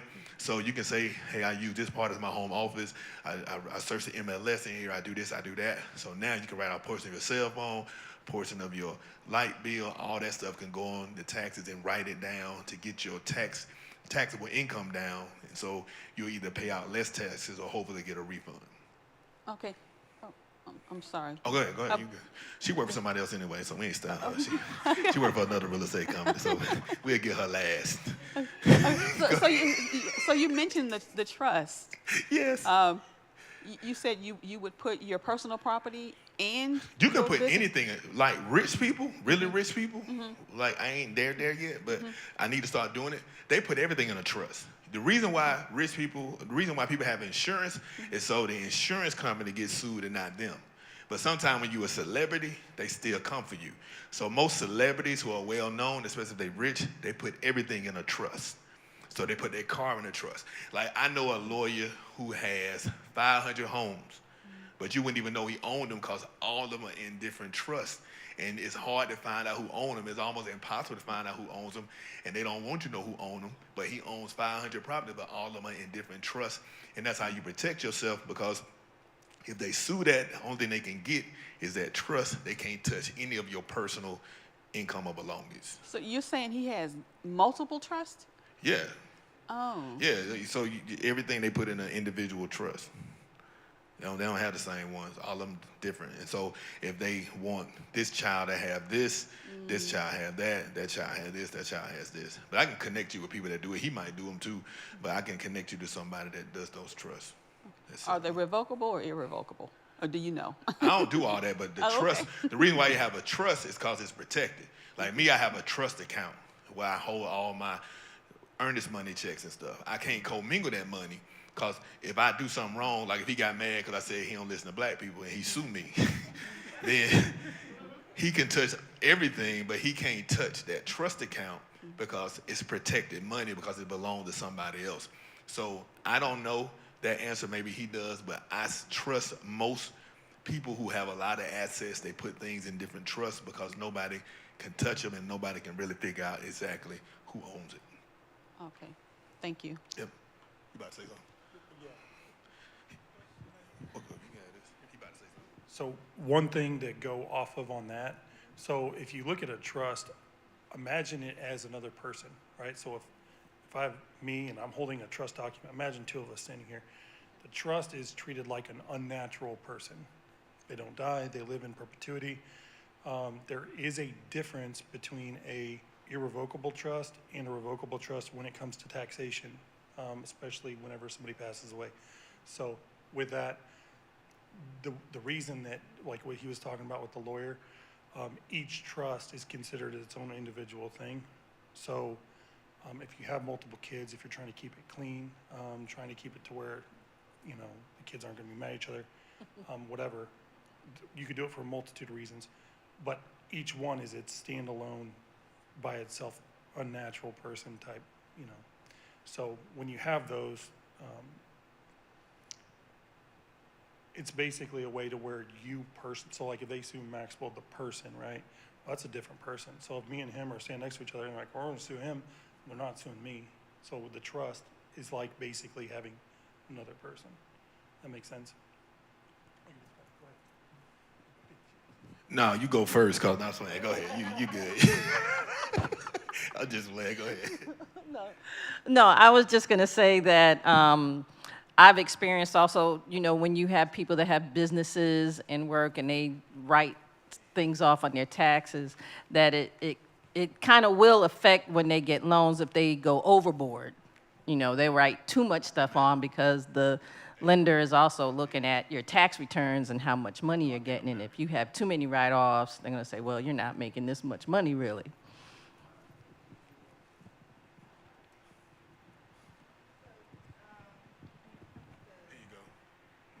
There you go. Lord. Okay, when it comes to the trust, so are you putting the trust in the business name, and then would you need a trust for each separate property, or can you put all of the properties in one trust? Do you want to answer that one, or do you want me? I wouldn't put it in Yeah, it depends on how complex the situation is because, and again, I would consult with a lawyer. But if you have a very complex situation, you may have a couple different businesses that fall into one trust. But if it's something that's not that convoluted, whatever, it may just be one-to-one. It's like, so for example, our company's the Opus Group, right? So if we had an Opus Group, like DBA, LLC, whatever, and then we wanted to go ahead and move something in there under a trust, if it wasn't complicated, we could just do like a one-to-one, name it the Opus Group Trust, whatever. But if it's something where there's a bunch of different things going into it, so, you know, where it's more complex, then you may want to split that up. But that's something I would definitely talk to a lawyer about because, you know, how you split it up is going to matter when it comes to like the taxation of each individual thing, how it actually works, how the trust is executed. Does that make sense? Yes, and then you said that they become their own individual thing. So am I still able to sell a property if it's in the trust? Okay, so I still own the trust. Okay, great. Okay. Yeah, never put anything if you ain't gonna own it. No, the trust, and people do it, and some people set up different LLCs. Like they might set up a rental property, Man, we get into a whole nother thing, man. Look, so next month we're gonna teach on trust. How about that? We're gonna test it. I see y'all coming. Next month we're gonna teach on trust and separate LLC, but I'm gonna answer this. So I have a guy, he does a lot of subject to property, he does a lot of rental properties, he does a lot of owner financing. And what he does is each house he has a different LLC. So each house is his own individual LLC. So when he sells it, he's done with it. He just sells the LLC, and then it comes with the house. And so he separates everything because he owns so many different properties. If he got sued, he don't want them to be able to touch everything. So everything's in a separate LLC. Right now, let's get some houses on our belt and make some money. Then we need to worry about that. But if we ain't got a lot of stuff, we don't need to worry about all this. But it's good to know, because when you start getting to that point, start thinking like that, boom. But when you start to say, I'm gonna get multiple houses and I wanna separate everything, because people start coming for me or gunning for me, it's just good to have that protection, because limited liability is what it is. So that's why you have LLC, that's why you have trust. It keeps it away from your name. You know what I'm saying? So if they come with Maxwell Realty, that's Maxwell Realty. You can't come at me, because that happened with Maxwell Realty. It's separate. Go ahead. That's another way to manage risk, right? Like, you have risk of passing away, but you also have legal risk of somebody suing you for legitimate or illegitimate causes, right? So with that kind of stuff, you're minimizing your risk to your personal self. Now, obviously, and I have my brother-in-law does the same thing with his houses. Everyone's under its own LLC, so that way, if he gets sued, they're suing that particular. So, like, let's say somebody tripped down the stairs because it was icy, right? It's winter, whatever the situation is. If he got sued for that, well, he's minimized what he can get sued for, because that's all that company owns. The company my dad works for, they put in cell phone towers. The company itself leases the land from the guy who owns the building, who is the company owner. The company owns like 3 laptops and some office rolly chairs. So if you sue them, you're going to get 3 laptops and some office rolly chairs. Everything else is owned by, rented to whatever. It's all taken care of that way. So you're limiting your risk. Risk is a real thing in the world. So, like, especially once you start getting momentum, then you're going to need to treat it differently than right now, or whatever stage you're in right now. If you're looking at future risk, good job. That's a good question. All right, we're gonna take a couple of more questions, and because I'm gonna have to go. I gotta go look at a house. You too? Oh yeah, all right. Hold on one second. I heard you talking about you buying a home with your LLC business. Can you buy homes like with sole proprietorship corporations? You can still buy a home and it's taxed the same, like across the board? Okay, that's all. You can do the same, but then sole proprietorship kind of hitting you. So I would still do a limited liability if I start doing so, because sole proprietor is kind of, when you do like Veronica stalling business, it's kind of separate, but it's really not. So I would do an LLC. Go ahead, sir. I was gonna say, so the thing that took us on this ride into the topic that we've got, which I'm glad that we went into it. I'm glad we did that. But part of it is managing taxes. So I know he used different language, but for us, we use tax advantaged as the term, right? Like, so we're managing the taxes that you're gonna have. Now, how do we do that? Well, there's 3 buckets of money. So imagine 3 buckets. You're gonna pull from different buckets at different times to manage how much taxation you're gonna have and how much is, gonna be charged to you. Now, your pre-tax, that's gonna be your retirement account. So it's, until you get to where you're pulling money out, contributing, you're gonna be able to save the tax. If it's not a Roth. If it's a Roth, you pay the tax and then you never get taxed again. But if it's a company 401k, whatever you contribute is reduced off of your income. So your actual taxable income is less whatever amount you're going to contribute for the year. Now, with that, at some point in time, you're going to pay taxes on that down the road when you take a contribution out. Now, the after-tax money is a separate bucket, savings accounts, brokerage accounts. mutual funds, annuities, real estate, all that stuff is after-tax money. So that's money that you've already paid taxes on. And then, you know, obviously if you have a gain, you may pay taxes again, but it's after-tax money. So you're not going to pay taxes if you break even, or like for your personal house question, like you're not going to pay taxes on that either. So then you've got potentially tax-free income, which is the last bucket. Tax-exempt bonds and funds, 529 accounts, education, savings accounts, life insurance, death benefits, those are tax-free. Roth IRAs, all of those are money where you're never going to pay tax on it. Now, education savings accounts, if you don't use them for education, you'll pay tax on them. But if you use them the way they're supposed to be used, then you're not going to pay tax on them. By having these 3 buckets available to you, you can manage where you're going to fall. So if you know you need 60 grand a year, I'm just using 70 grand a year. You need 70 grand a year. Well, if you know, hey, I want to be in a certain tax bracket, and let's say at like 50,000, it kicks in to a higher than what I want to be tax bracket, then you can say, okay, we're going to take 49,000 out of our pre-tax. We're going to take, you know, whatever, 15,000 out of our after-tax, and take the rest out of the tax-free. So you can play with that number and really get down in the details. And every person's situation on this is going to be different, because you're going to need to look at the actual details of your personal situation. But you can play with managing the taxes that you're going to pay versus just, you get to the end. If you have all pre-tax money and you retire, you're going to be paying taxes on every dollar you take out, because that's all you have. Now, when you get to that point, if you can manage it, you know, with the pre-tax, you're just going to fall where you're going to fall in the tax bracket. So if you need 70,000, you're going to take out 70,000. You're going to be taxed on 70,000.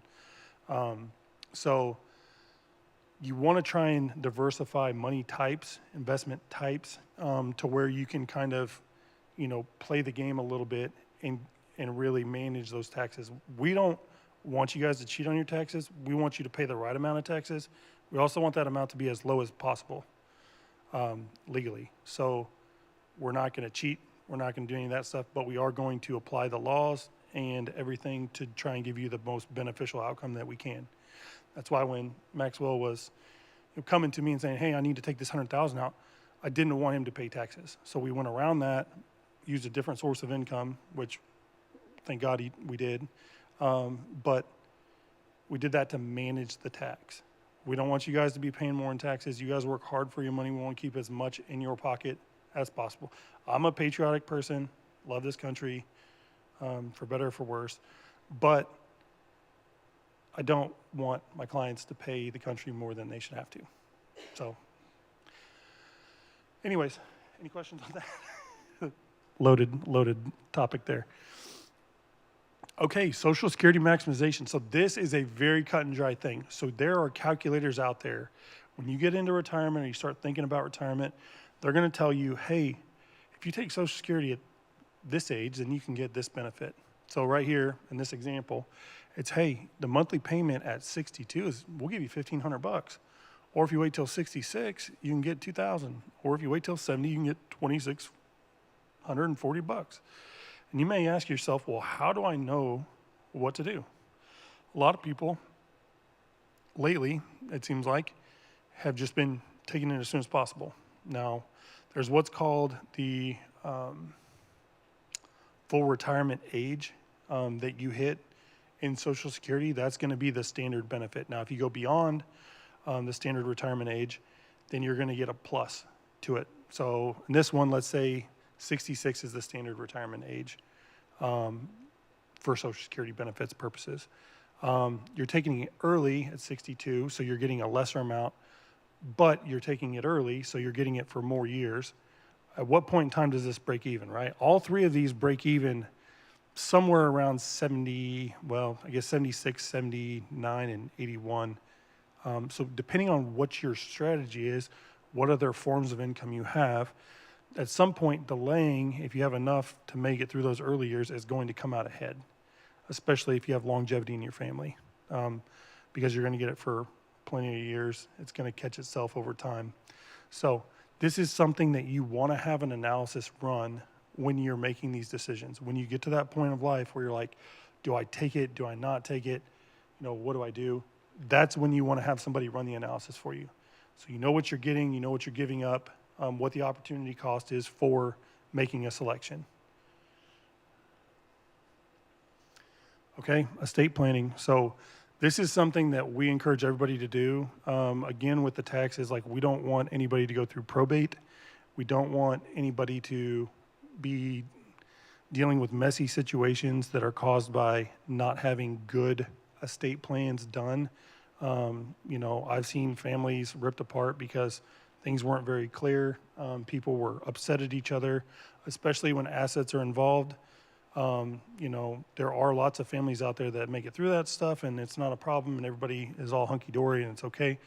But all it takes is one person to have a problem and say, well, you know, mom said I should get, you know, the fancy china, or, oh, dad said I should get the tools and the shotguns or whatever the deal is, you know, for things to kind of go to pot. So with this, there's several different things that you need in an estate plan. But I would encourage all of you to do that. Your own personal situation, you're going to have certain things that you want to put in, put out, whatever. If you have kids, if you want to leave it to a charity, if you want to leave it to, you know, a non-spousal person, whatever the situation is, you're going to have different things, maybe than the person sitting next to you, it depends. But your estate plan is something that'll be personalized to you guys, or you, if you're single, to where your plans and what you want to have happen with the money is actually going to be executed. And again, avoid probate at all costs because that stuff's expensive. Okay, so lean on professional advice. So one of the things, the overarching things that I've tried to work into this is, even if it's not me, if it's a CPA, if it's another advisor, if it's, you know, whoever it is, get trusted professionals that you can rely on that are going to give you good advice. Definitely, if you guys are doing this, you know, investing in real estate, a CPA is worth their weight in gold. You need to have one to make sure that you guys are properly, you know, preparing yourself for your taxes and getting everything squared away. You do not want to get an audit and then get hammered for something that you thought was fine. So CPAs, worth their weight in gold. I obviously use some in Missouri, but I'm sure Maxwell has some. But that is one person other than a financial advisor that you guys definitely should have. There are some reasonable ones out there. I know a lot of people hear CPA and they think, oh, it's like a lawyer, super expensive. There are some reasonable ones out there. But that and an insurance guy, you know, whether it's home, auto, or it could be woman. I mean, I just said guy, but home, auto insurance, stuff like that, life insurance, whatever it is, you need to have somebody for that as well. So, okay, so we've asked questions along the way, but does anybody have any questions now? And there are no bad questions. I'm sure there's something I could have explained better, and I don't want anybody to feel embarrassed if they have one. I'm glad that people have asked the ones they have so far. How does SSDI affect our Social Security? SSDI? Social Security Disability Insurance? That's a good question. I'm not sure. I'll have to look into the Social Security Disability insurance. I haven't really had a lot to do with that just yet, but I'll check on it and reach out to you because that's a good question. I haven't had any of my clients work on that yet. So, does anybody else have any questions? Yep. Do you have a way to contact me? Yeah. So I'll have Maxwell send out, and I got your guys' information. I am going to send you an email just like, hey, what did you think of the presentation? What parts did you like? Which parts did you find value from? I want to make sure that, you know, you guys have access to me as somebody, as an accountability partner. If you have successes that come from this, and I'm not going to talk about you to other people, but I personally would love to know, just because one of the reasons why I got into this is because I want to help people. I want to make sure that I'm making a difference in the lives of those people that I work with. You know, my mom's a special education teacher. My dad does construction. You know, the way I was raised is, you know, in the Christian faith, and I'm supposed to care about the people, you know, in this world other than just me. So it would make a big difference to me if you guys do use any of this advice. You guys do make some moves, whether it's creating a budget, whether it's, you know, hey, I finally started saving some money that I didn't think I could, whatever it is. Like, I would love to hear about it, just so I can say congratulations, I'm proud of you, good job, like, keep going. So hope you guys got some value from this. It's something I enjoy and something that I hope can provide some value to you guys. So thank you for having me. I appreciate it. Hey, yay. And Overflow investors, I'm going to get with you all again, not today because I got to go. So we're going to get a Zoom call because he said we're going to be on a Zoom call with him and get more deeper into the real estate pieces of it and how to diversify your money with the real estate, blah, blah, blah. So, but I always want to make sure I take care of the community. And so when he was coming here, I said, you know what? I need to get more people in contact with you, so I'm going to invite the community out. I ain't put it out like I usually do, because normally we put out maybe like 200 people in here. But I'm like, man, I ain't. He knew I had stage fright, so he didn't want to put me on blast like that. No, I just didn't feel like buying all them biscuits. So y'all get some biscuits. I was like, shoot, I get them. I do a big one probably next month or something, and then the kickoff, because this is, I think, our last month for our Overflow group this year. So we usually do it for a year. Mm-hmm. And what people do, they'll come into the place, they have access to me all the time, and then we make sure we show them how to buy and sell or whatever, and just walk them through the place. And a lot of my people, they come back, you know, they already bought a house, so, you know, we don't even charge them anything. We just let them always come and glean so we can continue to allow them to curate wealth. And again, when we do those classes, it really, I don't make any money off of it.